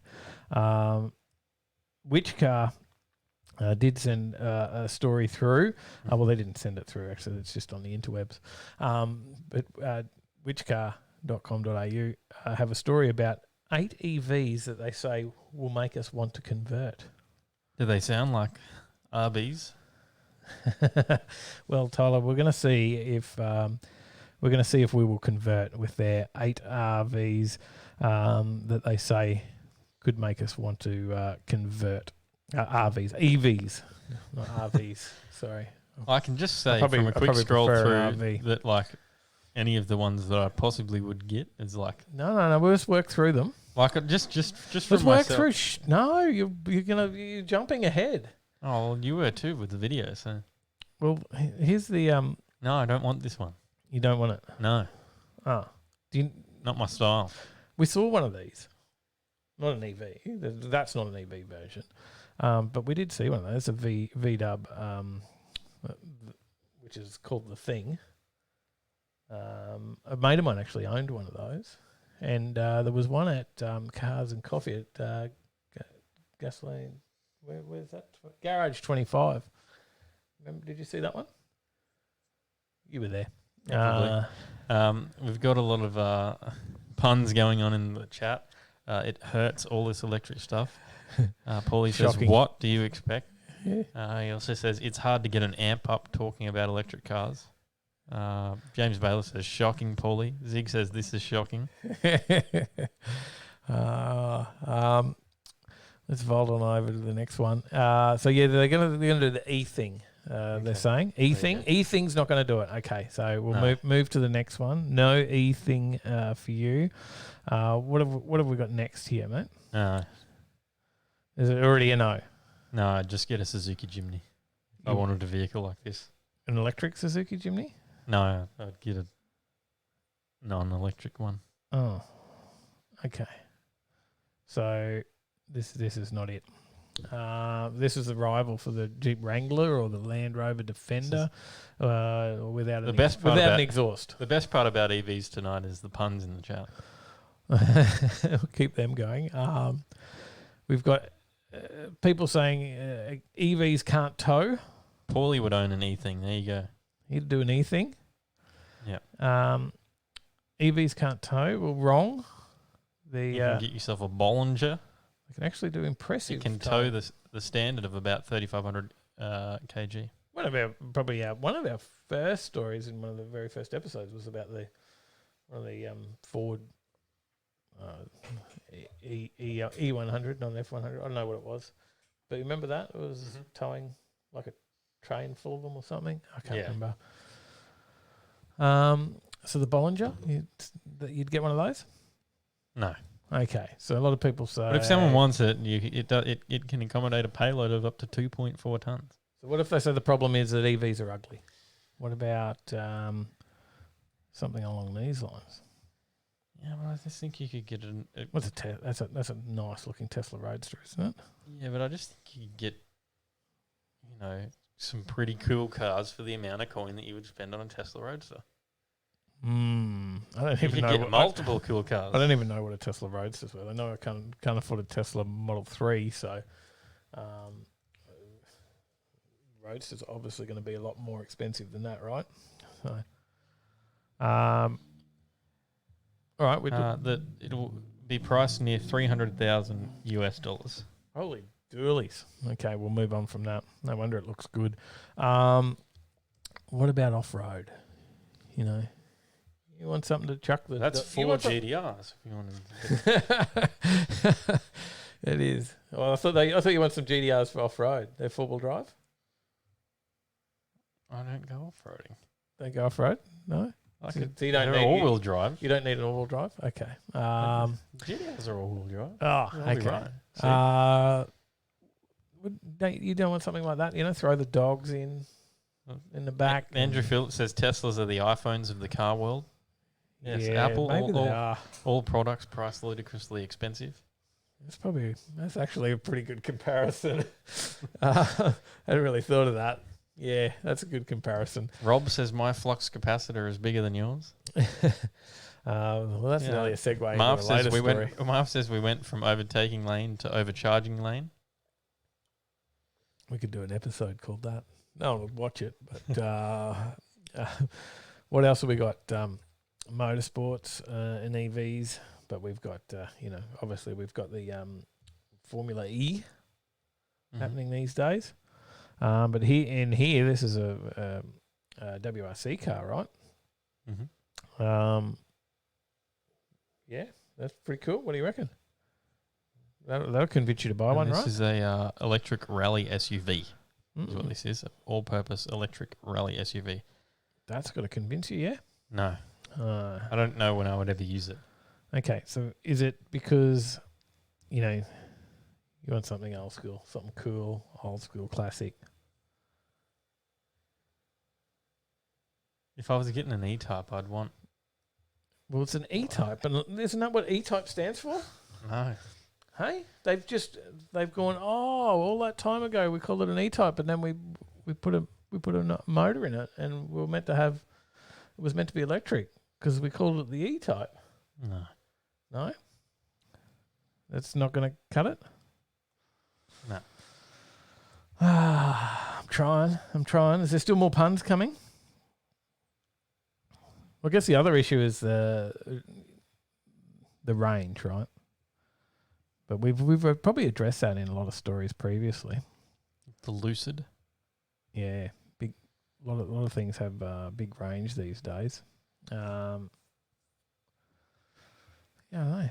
What about the fact that you said that they don't sound good? Didn't we?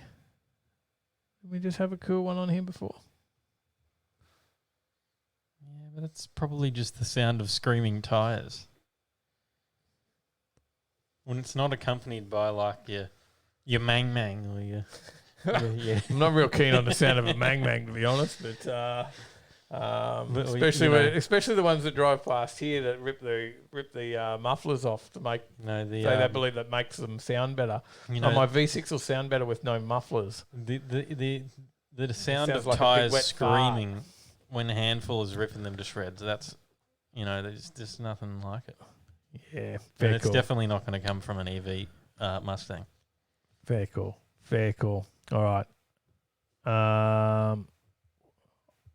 Should we get away from electric? Yes. Well, I can't yet because we've got the green Uber car, which is either a story about Uber going green or it's a float for the Nimbin Mardi Gras.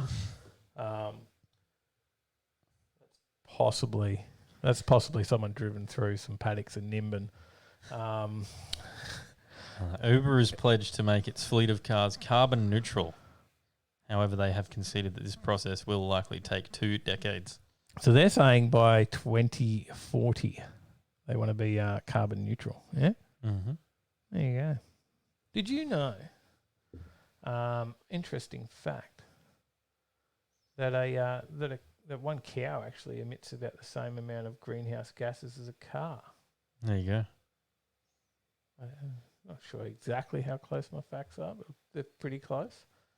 Yeah.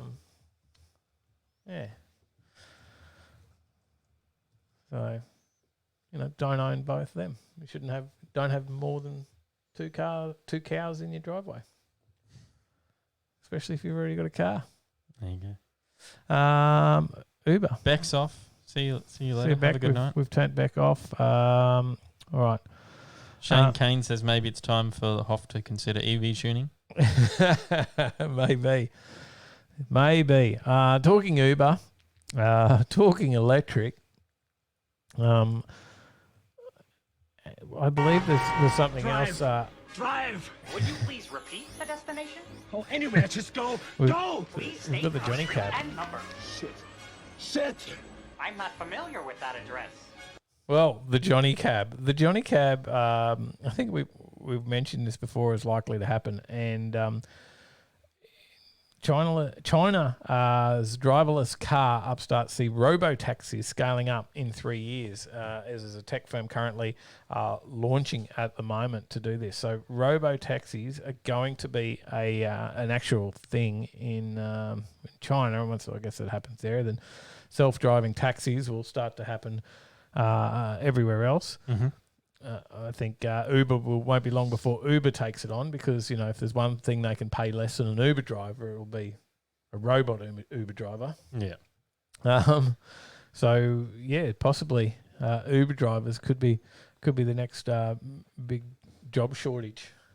So all those people that are out of work driving Ubers these days could be in big trouble with the robo-taxi.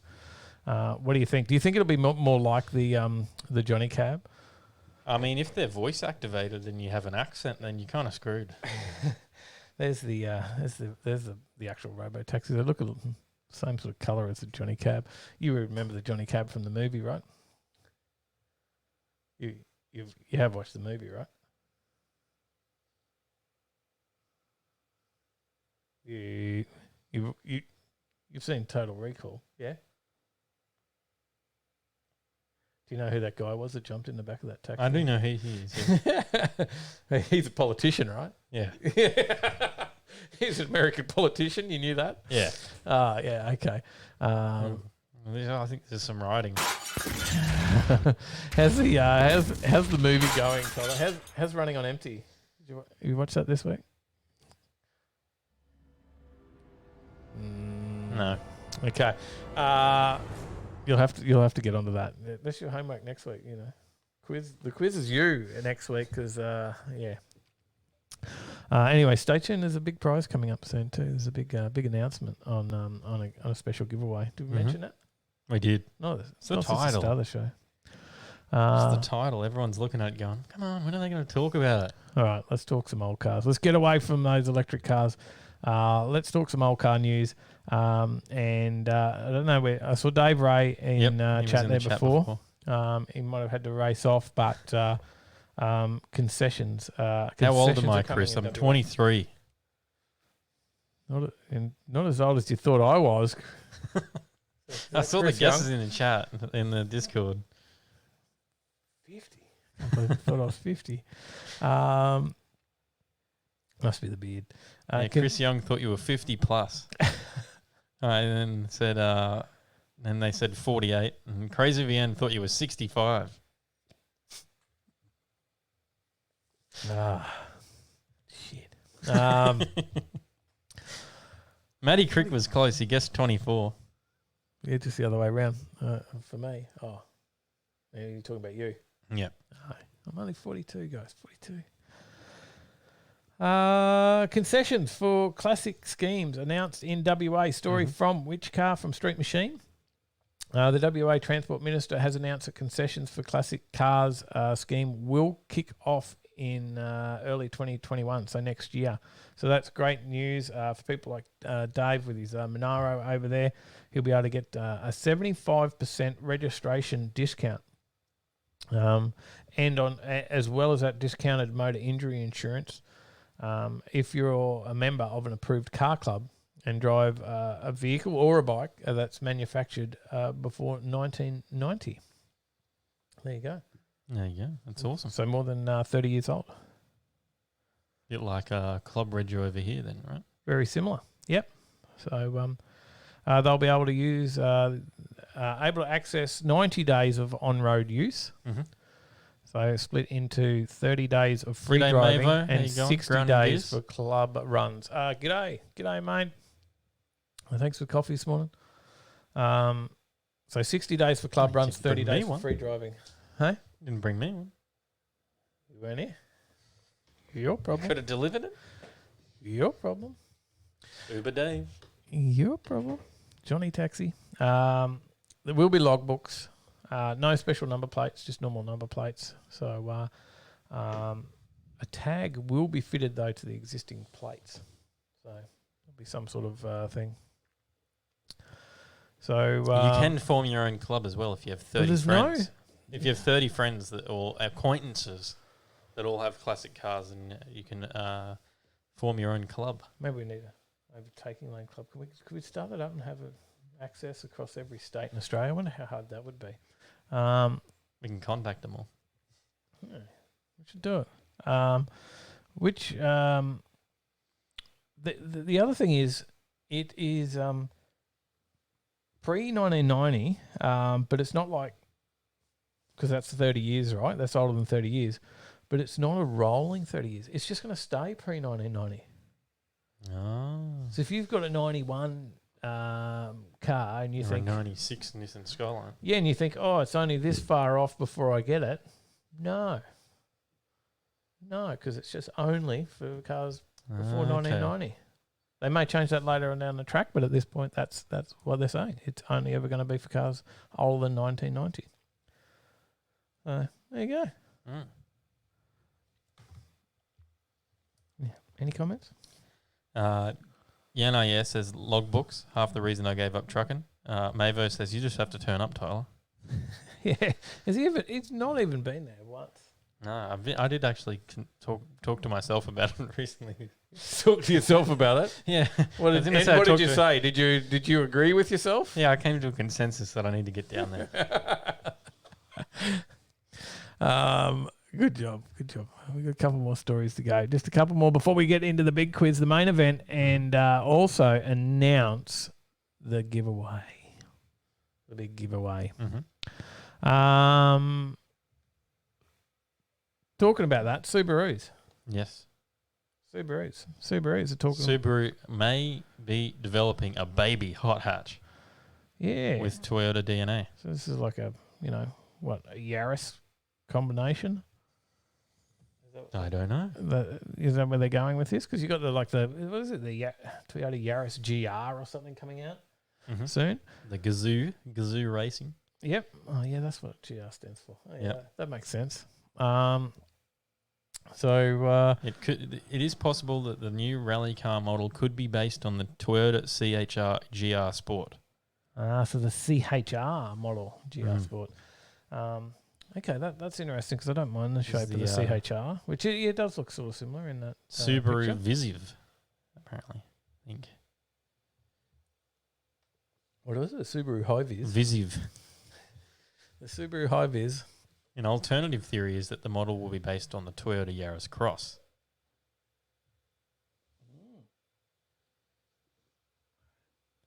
So I've gone had to get rid of. I finished Junga Bunga's no prep cash days, right? Yep. Now I've got Junga Bunga's no prep cash days. Number 2. You got your Number drinks, 2. You've only had 2. Well, yeah, maybe. What do you know anything else about this? No. Yeah, okay, that's cool. The story's all over the place. It's hard to get anything out of it. There's just rumours at the moment. There's electric cars. There's just rumours at the moment. There's nothing set in stone about what they're doing. It's just some rumours. There you go. The rumours are on caradvice.com.au. Andrew Phillips says this is Subaru's Nissan Juke. Oh yeah, they suck. Yeah, they do. You know, all opinions on this show are entirely my own or his own. Yeah. And do not reflect the actual. I don't know, something. Do you whatever like that disclaimer, however that disclaimer should go. Do you like PT Cruisers? No. Neither do I. They're an awful car. They are. No, I don't. Whenever I see them, I just feel bad for the owner. Yeah. Does, tell us we're wrong. Is anyone in the comments? Is there a reason why I shouldn't dislike PT Cruisers? I just look at them and I go, no. Why? Do you like Nissan Cubes? Nissan Cubes are cool. Except the fact that they can't get up a hill. But other than that, they're cool. I don't know why. It's that boxiness. But what is cool, it's not car related. I think Marv dropped this story as well. Mm-hmm. Is postie bikes. Hey? Making a comeback. Now, maybe there's a postie bike challenge for grinding gears later on Mabo. That could be something over on his channel. Mm-hmm. We could do some postie bike racing and we could race each other. Do a collaboration. But why not just buy a brand new postie bike? Because that's where they're heading. CT125. Yeah. And the Honda revives the classic Australia postie bike at $6,999. Now they do come in red like the classic postie bike. Oh, Paulie posted it. You're stealing his thunder. Oh, sorry, Paulie. Sorry. Apparently he's up here. There you go. Postie bike. Sorry. There was Paulie posted one about the postie bike setting the he speed posted record. one about the land speed record. Yeah, I didn't do that one. I just did the fact that there was a brand new postie bike coming out. If you want to spend $7,000 on a postie bike, I'm pretty sure that was some of the allure of a postie bike is that they weren't worth $7,000 previously. Mavo says he's in postie bike build-off. Yeah, there used to be a postie bike. Andrew Phillips says it would probably happen before wrong wheel drive challenge. It probably will. It's bad everywhere. Okay. It probably will happen before wrong wheel drive challenge. Yes. The consensus about the PT Cruiser was much the same. Everyone called it the shitbox. Rapfink says shitbox. Grind and Gears says no one likes PT Cruisers. Paulie says PT Cruisers are a hateful car sent to punish humanity for its wrongdoing. Zig says PTs are crap even to work on. There you go. Chris Young says looks good. Never crushed. been that close to one. So Chris Young says looks good crushed. Now, after all those comments, no one's game to say if they do like them. There you go. I don't know if $7,000 for a new one, but I'm sure we can pick up old postie. Actually, they're probably not that easy to get, but there was a postie bike challenge where they used to ride them halfway across Australia or something. Like charity. I don't know if that's still on these days. What else have we got? Story for Andy Phillips. Is that car related? Renee Gracie. Renee Paid $350,000 for a new car in cash. Well, let's move that off because it is a car story. She's paid $350,000 in cash. It doesn't the money from OnlyFans, go to PayPal or a bank or something? Like what? People aren't sending cash to her. Or she got some other business happening as well. But that's what you can buy. What do you get for $350,000? Tyler, you get a Mercedes. Mercedes-Benz AMG. A Mercedes-Benz. Yeah. You get a Mercedes-Benz. Bent in half a photo. Andrew Phillips says, "Oh yeah, she got a new car." You were watching that video on OnlyFans, I'm sure, Andy. Rat Fink says they have a PT Cruiser Club here. There you go. Don't get too close to it. Darcy says the new blue GTC. That is correct. It is an AMG GTC. Now, they actually said that this car is faster and more powerful than the car she drove at Bathurst in 2015. You know that? I didn't. Yeah. That's a bit cool, right? Is it?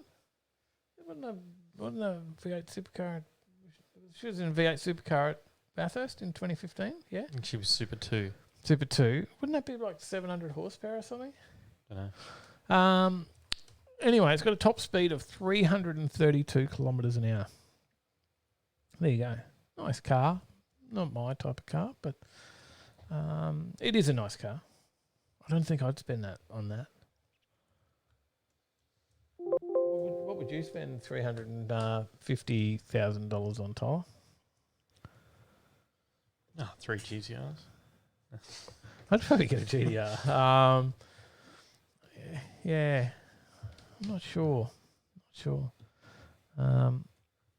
Sally's pretty keen on the C63 these days, talking Mercedes-Benz, just because Evan Shanks has just bought one on over on there, and just like, he bought one for his missus, and yeah. Sally says, "Why aren't you buying me one?" Probably because I don't earn millions of dollars off YouTube like him, wherever he gets his money. I'm assuming it's all YouTube money, is it? Evan Probably Shanks? be in the 5.3 merch. Yeah, yep. So because he's got a lot of followers, hasn't he? How many has he got? Lots. More than. Has he got more than 4,000? He's got a lot. Probably gets that many views in the first, few minutes of video being uploaded. He does. He was, yeah. It's actually not. Nice Johnny car. Skidpig says the car she raced at Bathurst was made out of second-hand junk. That'll do it. That'll do it. There you go. That's enough for Renee Gracie. She's making a lot of money. Nissan Z Proto. What's a Nissan Z Proto? Some teasers. The Z Proto. Nissan promises that the new Z car won't disappoint, according to Motor1.com. Long overdue, but it's finally here. Well, almost. Come September 16, the wraps are going to come off. The new Z car, to ease the weight, Nissan has dropped yet another teaser that adds more pieces to the sports car puzzle. There's been stuff coming and not coming, and it's further confirming that the exterior design will take after Z models of the past. The clip shows the round headlights akin to the Nissan Fairlady Z, Datsun 240Z, and taillights inspired by those of the 300ZX. So this is... didn't we talk about the 400Z possibility? Yes. Before? This is where we're heading with this, right? Mm-hmm. Right. But then we talked about... This is the 370Z successor. Okay. So what is 371Z. Yeah. No, it's going to be the 360Z. This is the Nissan 1Z, like Xbox One. Yep. They went from the 360 to the 1. Nissan 1. ONE. No, it's just 1Z, so it's Nissan Z. Yeah, fair enough. It's not Nissan Triple Z or anything. Looks interesting. We'll bring you the info as we get closer. We must be getting very close to quiz time. We are. Ready now, Extraordinary guys. close. In other words, extraordinary close. We're about to go to quiz time. We're in the last story. We're in the last story. The last story, I threw this in there. There was a DeLorean. Mm-hmm. A DeLorean, Tyler, for sale. And it wasn't in 1985. It wasn't? No, it was not in 1985. Did it hit 88 miles per hour? Well, if it did, it wouldn't be here. So it'd be at another time. But there is one for sale. The price tag on this one is $88,000. There you go. Match those miles.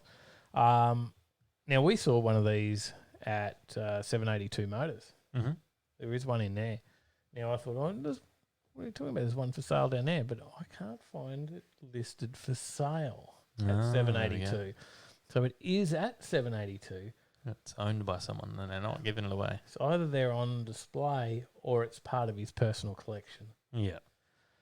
So so that DeLorean is not for sale, but there is one for sale in New South Wales. In the ad, the owner says, I did hit the magic 88 miles per hour once on the M4, hoping that the cops would have a sense of humour.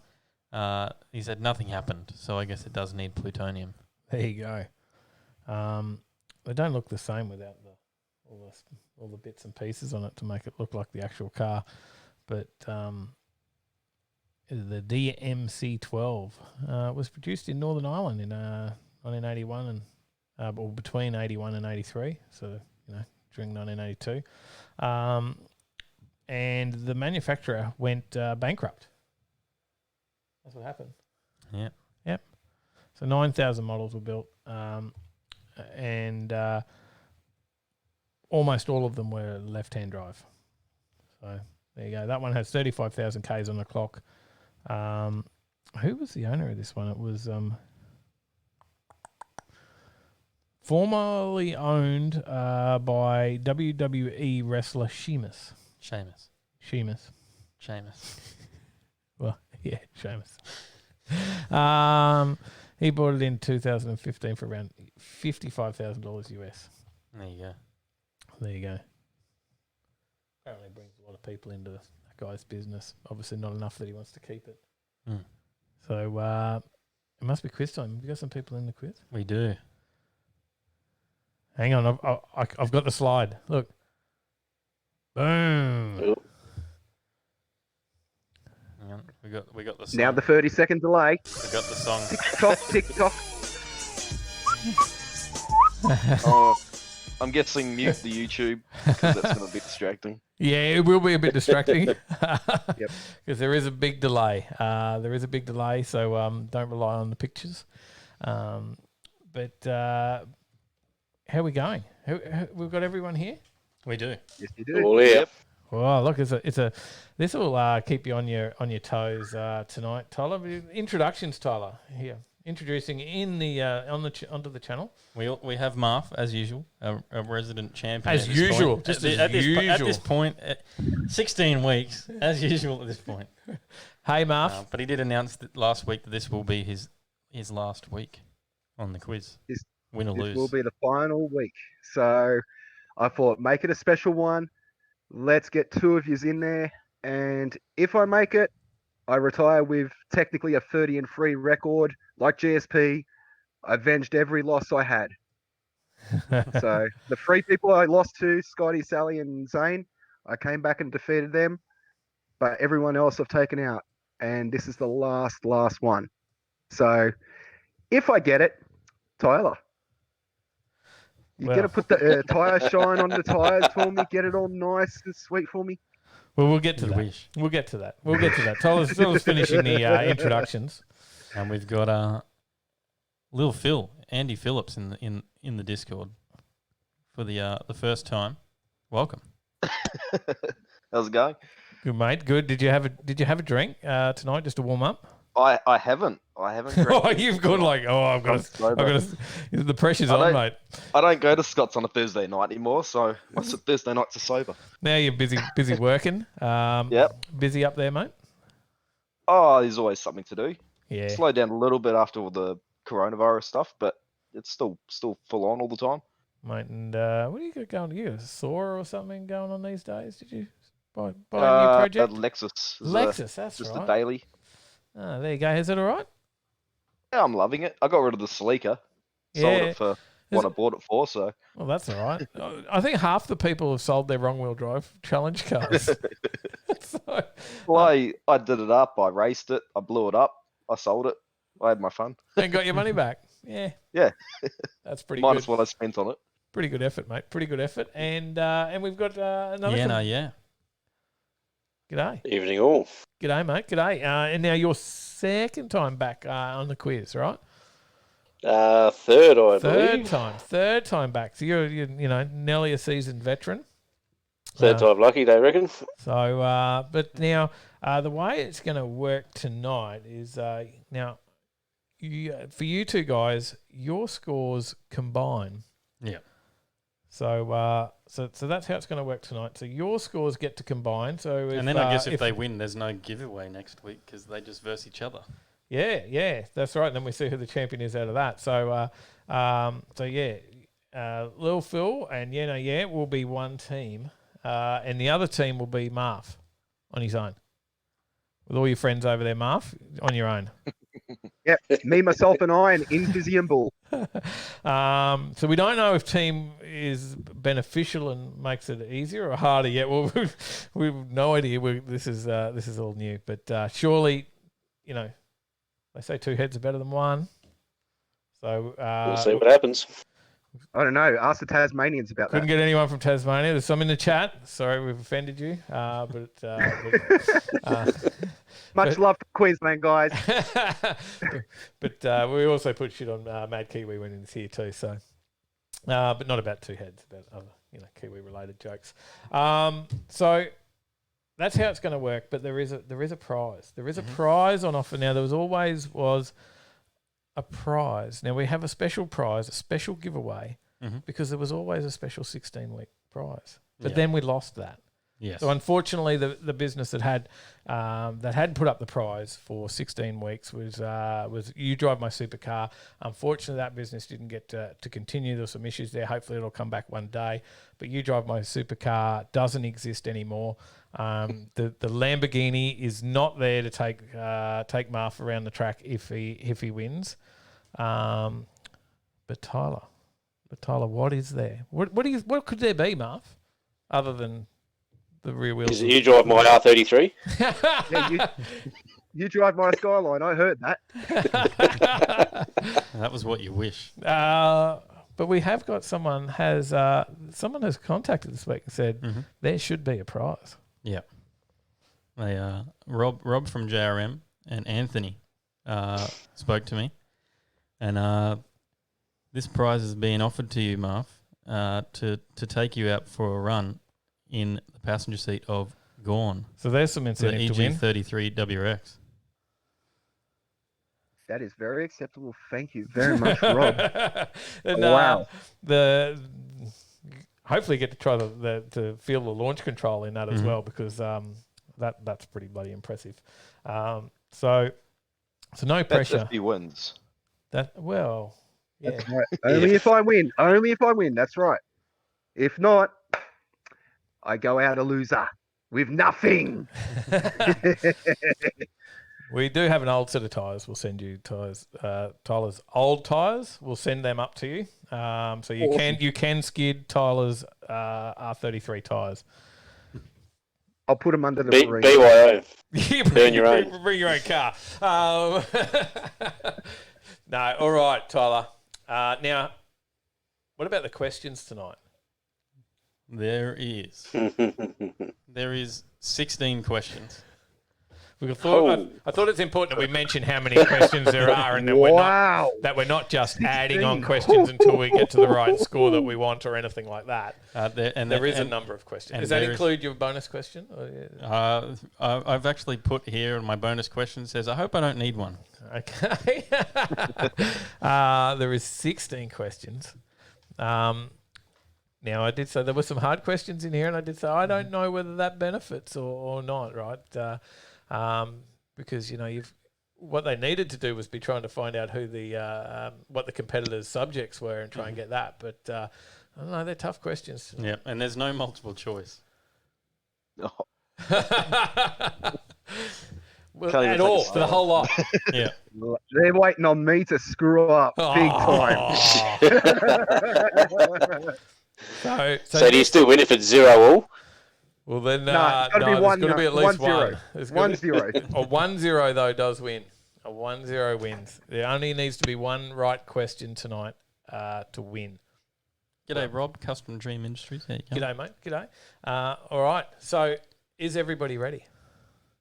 Tyler, are you ready? Let's roll. Yeah, we've got to test the buzzers. We'll test. We'll test Phil's first. Do you want Phil or Andy? What Kiwi, you can spit Phil, out. whatever you want. What you can spit out quickest. I'll go with Phil. Phil seems fast. Right. Sounds good. Don't forget it. All right, and Marf Marf. and Ian, yeah. Yeah. All right, so that's 2 points to 1 already. I like this quiz. I like this quiz a lot. It's usually 1-all when we get through that bit. Well done, Tyler. That's actually pretty funny. Better get my score pad here. I wasn't even ready. I was just sitting back watching. I was enjoying it. Question number 1. What is torque a measurement of? Yeah. Yeah? Tension. That's not my answer. What was the question, sorry? What is torque a measurement of? Oh, It's a Marf. power? Marf? It's actually pushing forced. What do you reckon? What do you reckon? Pushing forced. You Pushing can forced. be my adjudicator. We should have had Paulie in here. He wrote the questions. Yeah. Well, he's the question writer.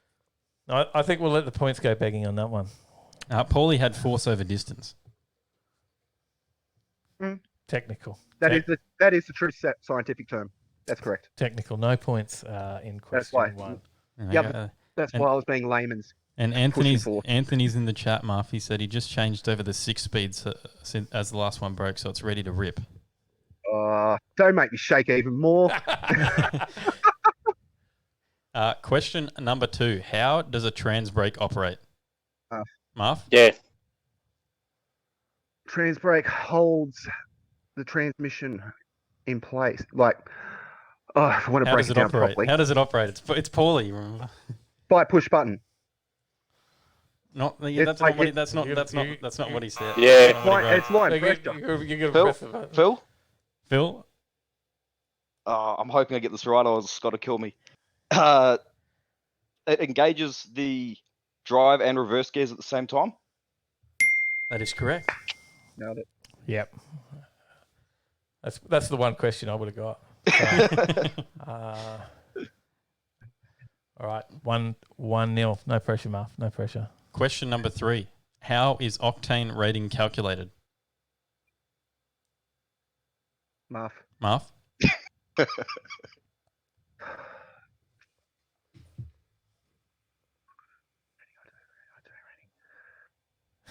Octane rating is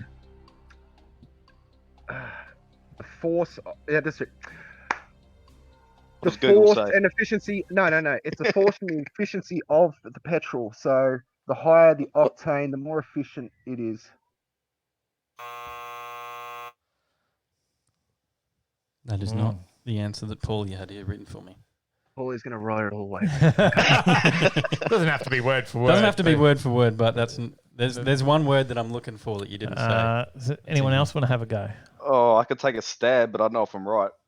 Give it a go. Oh, I was just going to say maybe how refined it is. No. No. Yeah, I think it's how it burns. Yeah, it's burn. Efficiency burn. I was looking for the word. I was looking for the word knock specifically. The fuel's ability to avoid knock. Avoid knock. Technical. It says, Paulie wrote, the octane rating is a measure of the fuel's ability to avoid knock. Just by the way, it is 1-0. Like I said, I need 3 questions in. I only need one correct answer tonight. You only need That's why I one. said You I knew only he'd need throw one me to out. equal it. That's what I'm saying. They're waiting for me to jump in and mess up, and then you've got the chance. Question number 4. How many F1 World Championships did Jack Brabham win? Marv? Won the one by himself, and then 3. Correct. The scores are now equal. Well done. I just We're had back to, to the I just start. had to work it I out. said- Then I was like, I know it was one by himself, but it was like, how many with the other team? With God, I can't even think of the team name now. I'm having a mind blank on that. I definitely know it was 3 though. I don't know much. When I read that question out to Dad, I said, "Oh, Marv will guess this one." Question number 5. How many Australian touring car championships did Peter Brock win? Marv? Championships, not Bathurst. Am I correct with that? Australian touring car championships. Yep. Okay. Off memory, it was. I'm going to get this wrong. I'm probably going to say 5. That was not 5. Yeah. We got another. We got another. Who wants to have the next go? Phil or yeah? I don't know. I'll take a stab. Stab away. The number 4 came into my head straight away for some reason. It was not 4. 6. All right, Phil. All right, I'm going to go with 6. No, it was 3. You had to go down one more. You had to continue the downward trend. Stab it in the dark on that one. How many? 3 was the answer I had 3. here. Ah. Do I get a point for being closest? No. It's still 1 off. Tyler, what question number are we up to? Question number 6. Who is the most successful NHRA top fuel driver? Marv? Top fuel. You said? Yep. NHRA top fuel.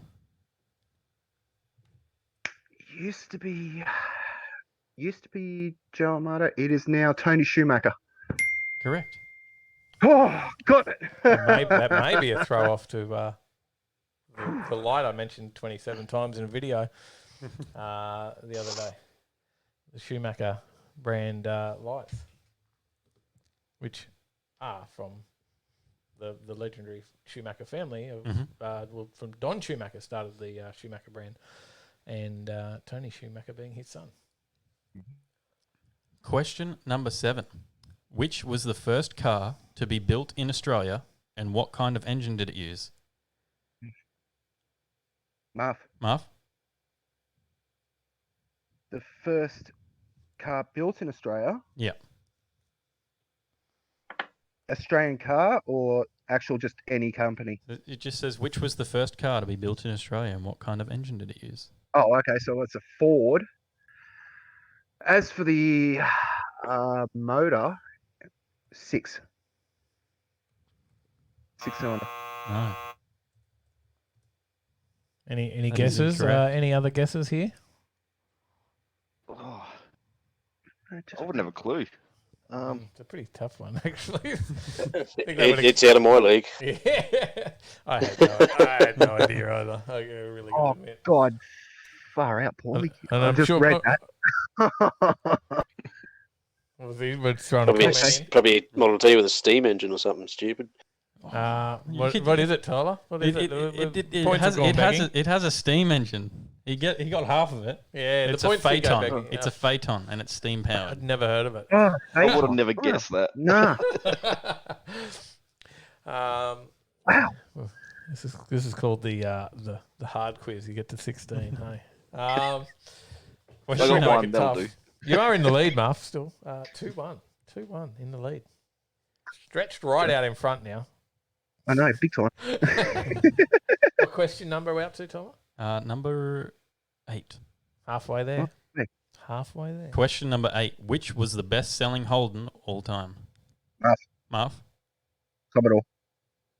That's not the answer I have here. That's probably broad. It's probably too broad of an answer. Which model? Yeah. Oh, Yep, sorry. Probably should have added the word model in there. yeah, that Oh. would have been Being broad. helpful. I did Come Yes, on. yes, yes. That is a robbery. All right, Well, is it? give him a shot. Give him the free shot. We'll take a shot. Take a guess. On the other side. Jump in. Oh, okay, I'll take a stab, but I don't know how close I'll be. Would it be the V? Oh, No. VT? No. Not. Yeah. Probably VS. No, I thought the VE actually. I said the VE, but I was No, wrong. I was going to go they're way earlier. VH or VK. They were all in the chat and they had it correct. It was the HQ. 4 years of HQ. I was going to say the HQ, and I thought, no, there wouldn't have been so Shit. many then. Yeah, I thought VE. No. Yeah. Wow. Oh, well. HQ and Morphin Commodore. Learn Crazy. something new every day. Question. I thought it was either VS or VT. Yeah. Yeah. Question number 9. What year were seatbelts first required in Australia?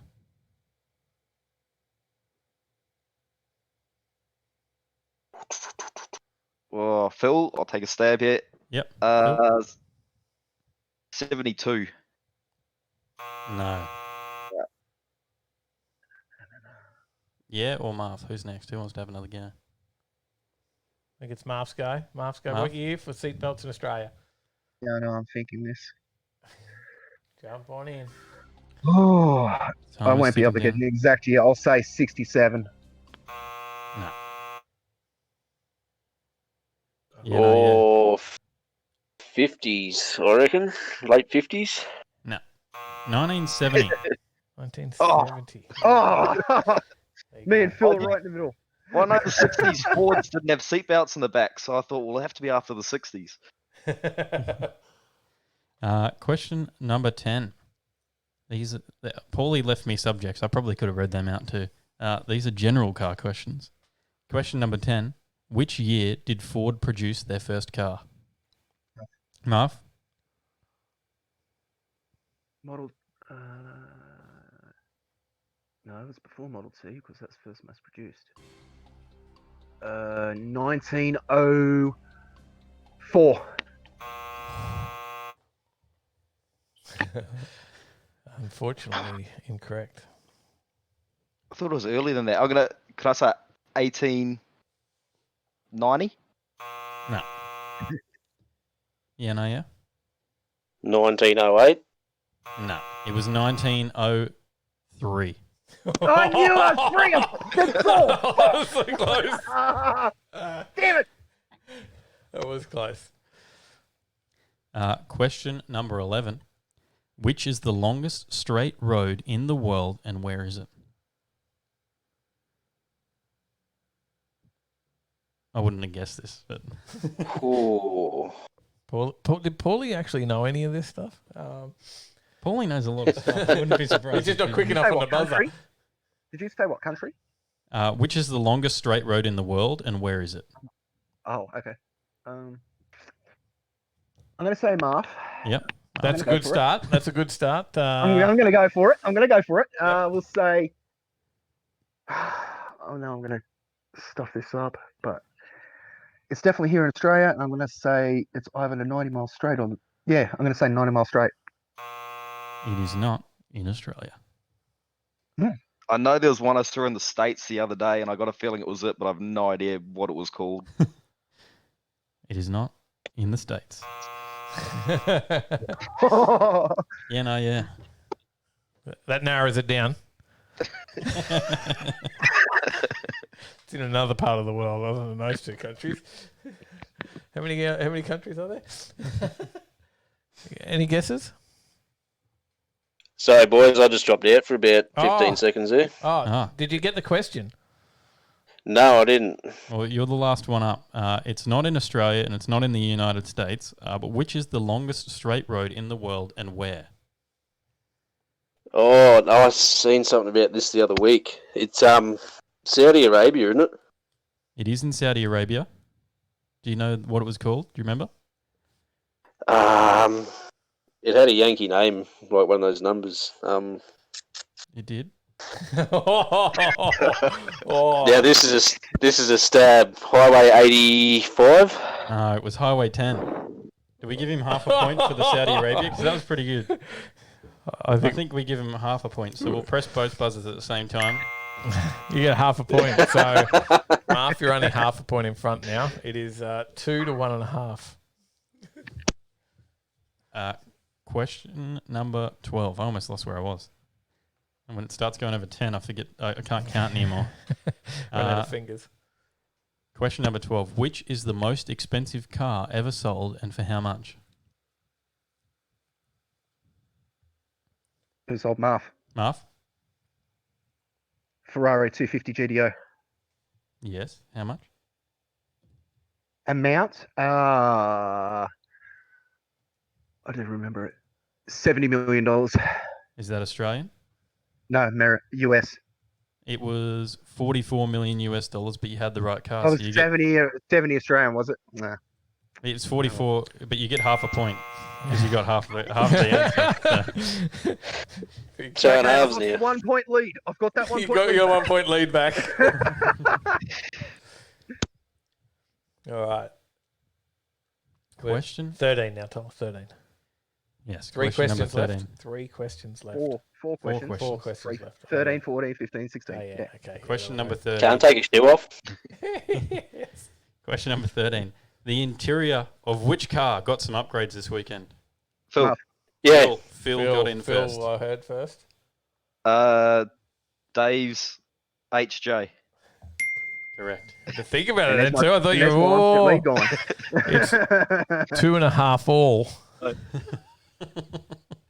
2.5 I watched that video this week, so I was prepared for that one. I actually watched it just before the stream. You just beat me into it.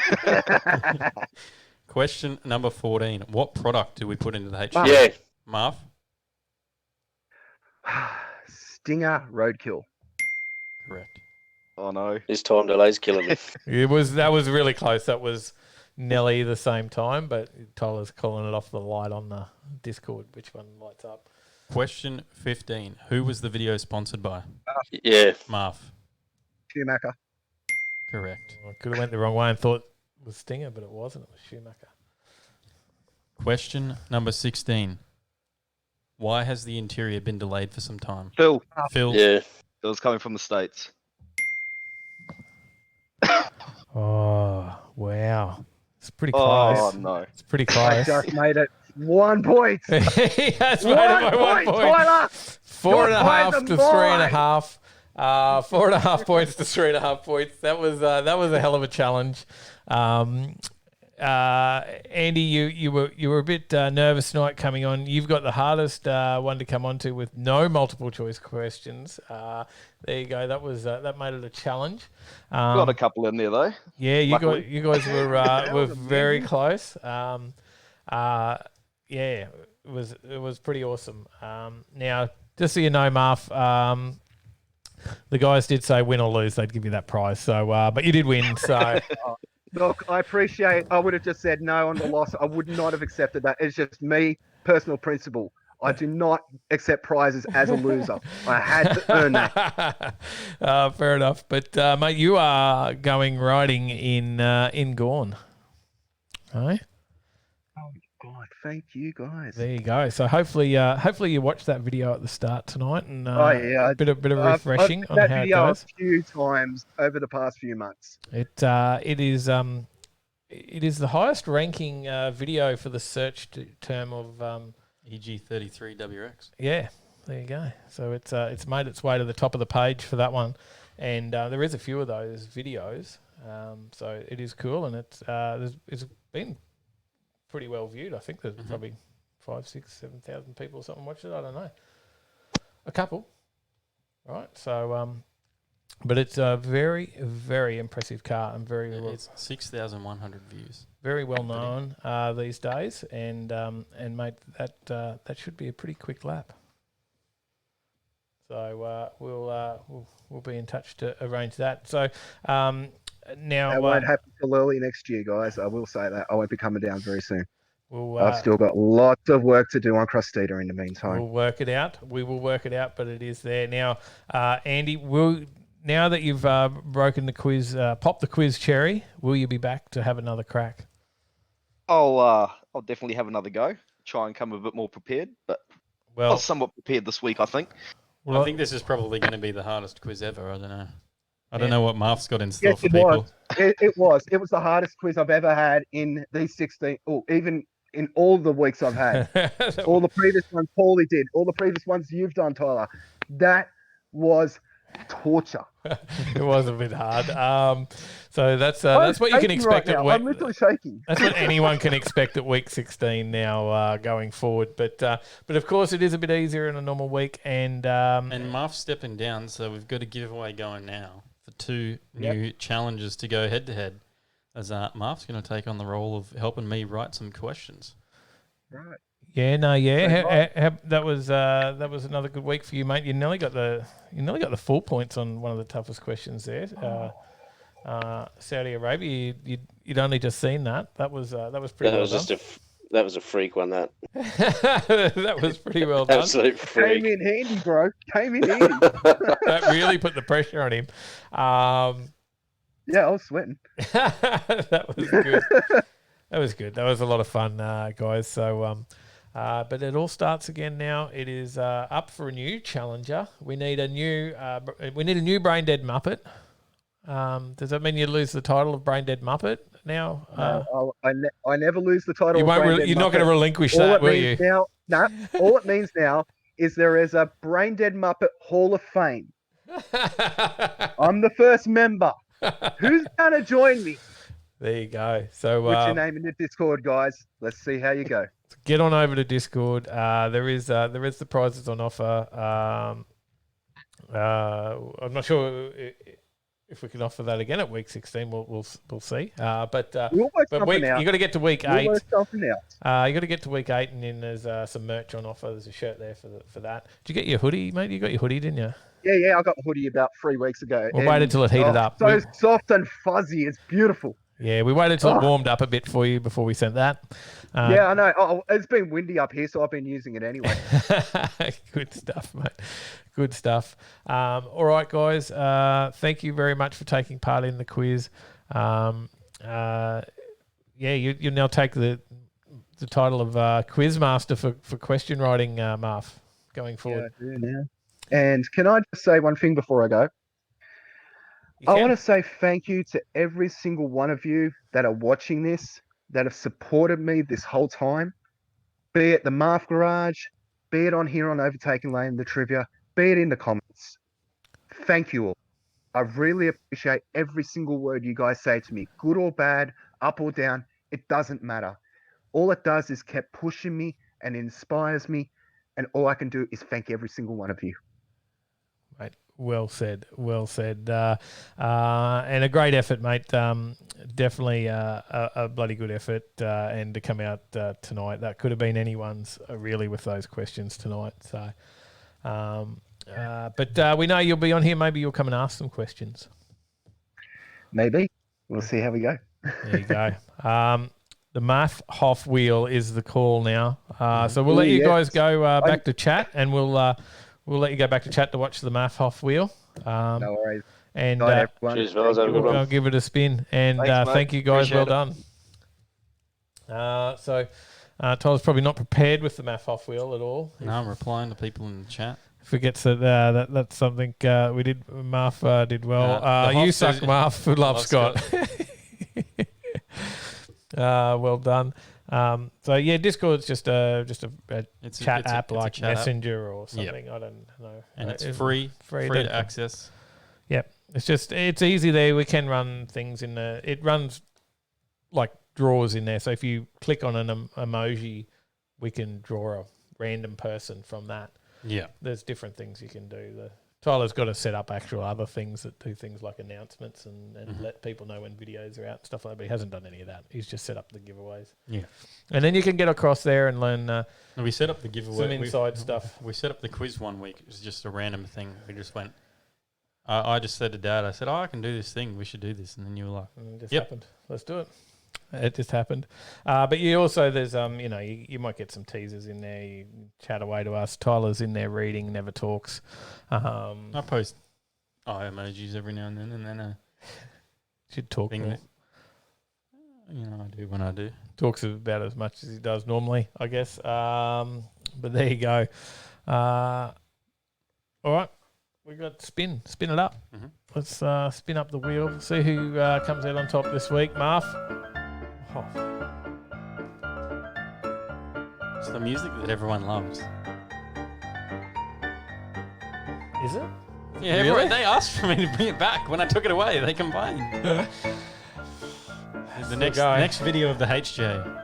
This will be the noise as it goes down the strip. That'd be weird if we did the next video of the HJ going down the strip before the interior's back in it. The Hoff takes another win on the wheel. Are we keeping tally here on this? I think Marf is. Someone is. Trevor off. No, Kaz is off. See you, Kaz. See you, Kaz. Look, there you go. What's on this weekend, Tyler? There's the What other is thing. on this weekend? Dang Dang's going to give it a go. Give Discord a go. Awesome. Sounds great. If you jump in there, there's on the side thing. If you're on your phone, it'll have introductions, and you can post a picture of what you drive or what you're working on, or your project car, anything. You can talk. You can ask questions to people about things. Someone will have an answer. Yep. Or someone will be able to point you in the right direction of who you can talk to find an answer. Some good stuff in there. What was I on about? What were we doing? What's on? We were going to mention what's on. You know what's on this weekend? Power Cruise. Yes. And Yahtzee's out there in the 34. He's back on the road, so he's taking it out for a spin at Power Cruise. Darcy will be at Lakeside tomorrow. Mm-hmm. Come by the ComSpeed race car radio van and say good day if you're out there. So go say good day to Darcy. What is on at Lakeside tomorrow? Have we got that in our what's on? We don't. Is it not there? Nothing. It might be there, actually. I was looking at the wrong day. It isn't there. No? Darcy, before you go, let us know what's on at Lakeside. Paulie might know as well. He said would much rather be at Lakeside, but he has to work. We don't have that on. But in the meantime, what else is on tomorrow? Tomorrow, Breakfast at Joe's is on 7 a.m. till 10:30. Go and check that out. That's Joe's not tomorrow. Diner. That's Saturday. Oh, yeah, right. It's Friday tomorrow. I thought it was Friday. Yeah. Sorry, I'm losing my days. Power Cruise is on tomorrow. That's all we got. That's all we've got on the list. Power Cruise. Hey, I like questions about LS1 mods. Dang. Santa Pod Live is on YouTube, 7 p.m. Saturday, Australia time. There you go. Free practice is on out at Lakeside. Free practice is at Lakeside. There you go. That would be cool. Damn, I got to work. I'd like to just go watch. Speedway's back on, says Johnny. Test and tune this weekend and racing on the 28th of September. I would imagine that's at Charlton Speedway. What else you got? What else you got that's on? Anything else tomorrow? What? I'm just laughing at the comment. It says jizz time when Tyler's head is in the right spot on TV. That's JZ time, right? So he likes JZs. Like if you see, Let's move over this way a little bit then. If you see the Hoff going down the highway and he's daily, well, doesn't say I love to jizz on his number plate. Or I love jizz. Scott's off. JZ. See you, Scott. So, which Scott was that? I missed that. Scotty S. Scotty S. See you, Scotty. Phil says I need to wind down smoke after that. Yes. Was so close. A couple I hesitated half a second and blew it. Just got to go for it. You've just got to jump in. You've got to be quick. You've got to beat Marf. But it could be anyone next week. So who knows? We could have a new carryover. We will have a new carryover champion. I don't have any of the events open, Tyler. So all right, Breakfast at Joe's is on Saturday, 7 a.m. till 10:30 a.m. Get down there and check Joe's it out. Diner. Grab a feed at Joe's Diner. It's awesome. The best around. Get down there for that. If you want to go for a cruise, it's a great spot, great parking. It's literally just off the highway. Just off the highway. It is really super easy to stay COVID safe. There is so much room. You can you can keep yourself, I don't know, 10 meters away from everybody else if you want. And I think they've got the ability. They have just coffee it from a window outside, or you can go inside, get your coffee, brekkie. I haven't been up there for brekkie. I've been up there for an evening meal, but I haven't been up there for brekkie. But I know it'll be good because it's Joe's Diner and their stuff's cheap and the food is good. Shout out to Steve up there at Joe's. The Australian Speed Show is on at the Brisbane Showgrounds, 9 a.m. till 6 p.m. Probably should click into that, make sure it's not been cancelled. Oh, yeah, I haven't heard about that one. It looks like it's still going ahead. There's no posts in here that say it's cancelled, so it's the first of its kind. Okay. So that sounds interesting. 9 a.m. till 6 p.m. Check that out. Do you even know what it is? Well, the video shows live action arena and drift show and all sorts of stuff. That's pretty full on. Okay, check that out. Where is that at? Brisbane Showgrounds. Okay. On Saturday. What else we got? Archer's Smash Street Series is on 3 p.m. till 9 p.m. Yeah, get out there, Terry. Series We call on the Street Series. It's an Archer Smash Repairs doing good bit of fun. Check it out. You just Dial your own, and your own it doesn't times. matter what you run as long as it's consistent. That's the main thing. Darcy, about where the is Street Joe's Series. Diner? Joe's Diner is at Hamilton. Is it classed as Hamilton there? I'm not sure. Kingsford, Eagle Farm. Eagle Farm, near there. Eagle Farm, Kingsford Smith Drive, I think it is. Is it Kingsford Smith? That's the road it's on. It's the exit you take. Yes, Kingsford Smith Drive. Yep, just underneath the road. What do you call that? It's not. Is it the M1? No. Gateway Motorway. Gateway Motorway. That's it. Just underneath the Gateway Motorway. 4 p.m. till 8 p.m. on Saturday. You got Cars Under the Stars at Flinders View, Winston Glades Shopping Centre. No, I'll be up at Joe's. I might be going through. Don't know if I think I could be doing a sneaky trip to Bundaberg on Saturday. There you go. Cool Chrome Bumpers park up at Guzmani Gomez, or Guzman Y Gomez. I just like to call it Guzmani because it just sounds cool. Rolls off the tongue. GYG and Burley Heads. Stocklands. Oh, okay. Yep. Lifestyles August car meet and cruise at Castle Plaza. Mm-hmm. See you, Hoff. Where is Castle Plaza? The Hoff's off. See you, Hoff. Castle Plaza is near Edwardstown in Adelaide. Some events for Adelaide, SA. Hy-Vee Moline Charity Car Show by Target. This one is in Moline, Illinois. Yeah, I threw that one in there the other day. There you go. There you go. Rat, that's... I don't know where Illinois is. It's in America. It's got to be close. It's in Moline on 750 42nd Avenue Drive. It's got to be close. I just put that one in there for you, Ron. Why is it Avenue Drive? It's like two things. It's like... And it's also 750 42nd. It's like Street Crescent. Hey? Freeway Highway. Avenue Drive. There you go. Sunday. We're over Sunday now. Wheels by the Water Car Show at the Sandstone Point Hotel, 8 a.m. till 5 p.m. And there's 3 copies of that for the rest of the day. I got excited and added it a few times, obviously. That's it. That is it. Other than that, Power Cruise. Power Cruise all weekend. We won't be at Power Cruise. I've got carpet to install into the HJ. Possibly doing a sneaky trip up to Bundaberg, look at a car with a friend. What else we got? Maybe going shooting another video over in checking out someone else's shed. See what's in their shed. Mm-hmm. We'll have to wait to see that one. Yes. Paulie says Crescent Circuit. Crescent Circuit. That's another one.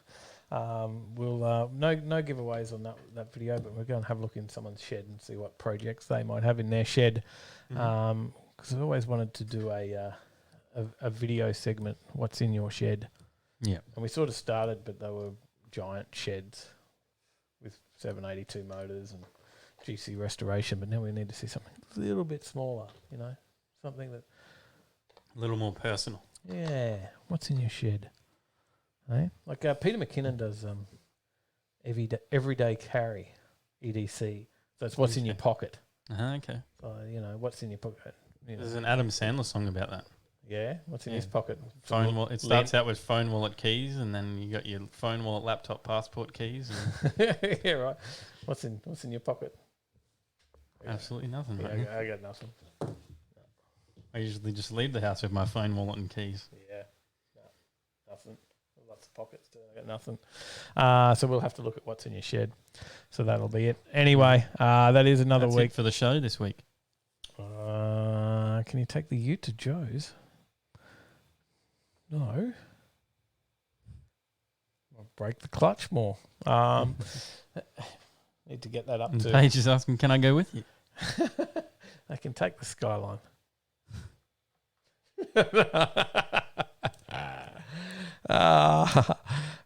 You can take the seats for the HJ. The seats. Anyway, keep watching. Dang Dang says, reckon you could do an episode at my joint. What's in your front paddock? Yes, we would accept. We would accept front paddocks. That would be cool. So we got a heap of videos coming. Mm-hmm. There is heaps of videos coming. There is already stuff there. Tyler's got I don't know, a few to already to edit. Yeah, gotta keep editing. What we got? We got more drag racing to come. Mm-hmm. At least Hyundais. two drag races. Yeah, Hyundais for Marf. Yep. The Excel Cup. So we got a new follower. Patrick. Patrick. Butcher his name. It's Patrick. How could you butcher Patrick's name? Was it Patrick Stapleton? It was Patrick Stapleton. Thank you to our new follower, Patrick Stapleton. Thank you, everyone, for tuning in. Thank you for watching. Thank you for sticking around to the end. I hope you enjoyed the big quiz. Well done to Marf again. Is now an undefeated champion, and will continue to live on undefeated. And he'll be waiting now for someone to join him in that Hall of Fame. Yep, and it's in the Discord now as well. There's a Hall of Fame there. I created that. Oh, okay. So we need something. That might be our names to put on the hoist one day, the wall of the shed or something. The quiz Hall of Famers. Thank you guys. There's lots for of questions joining about what am I drinking and Patreon. Few too many waters tonight, buddy. There you go. Anyway, You never know, Phil. You might become the new champion. So someone says Sally's fishing for bites. I am completely ignoring her. So that's pretty much it for us. So stay tuned, and we'll see you in the next one. Stay in that rocket lane.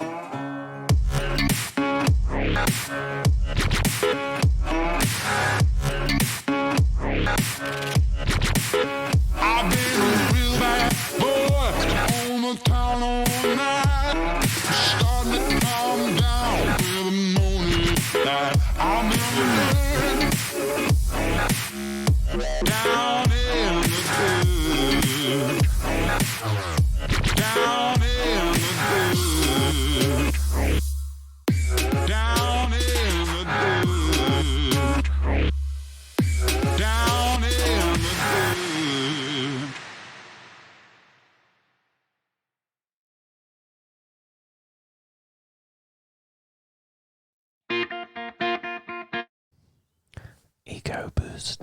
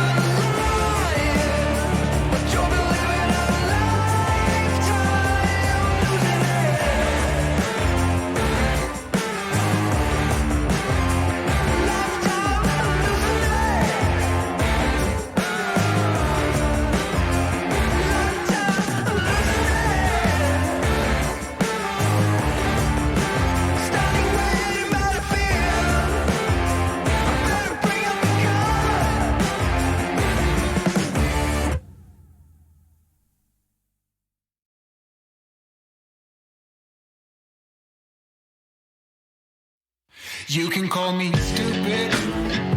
Yes, you can call me sheep. You can say I'm lazy. You can say I'm weak. You think that using her would get to me. And if you're right, then you're in trouble, D. 'Cause I won't break, no, I know I won't wait. You're in trouble, D.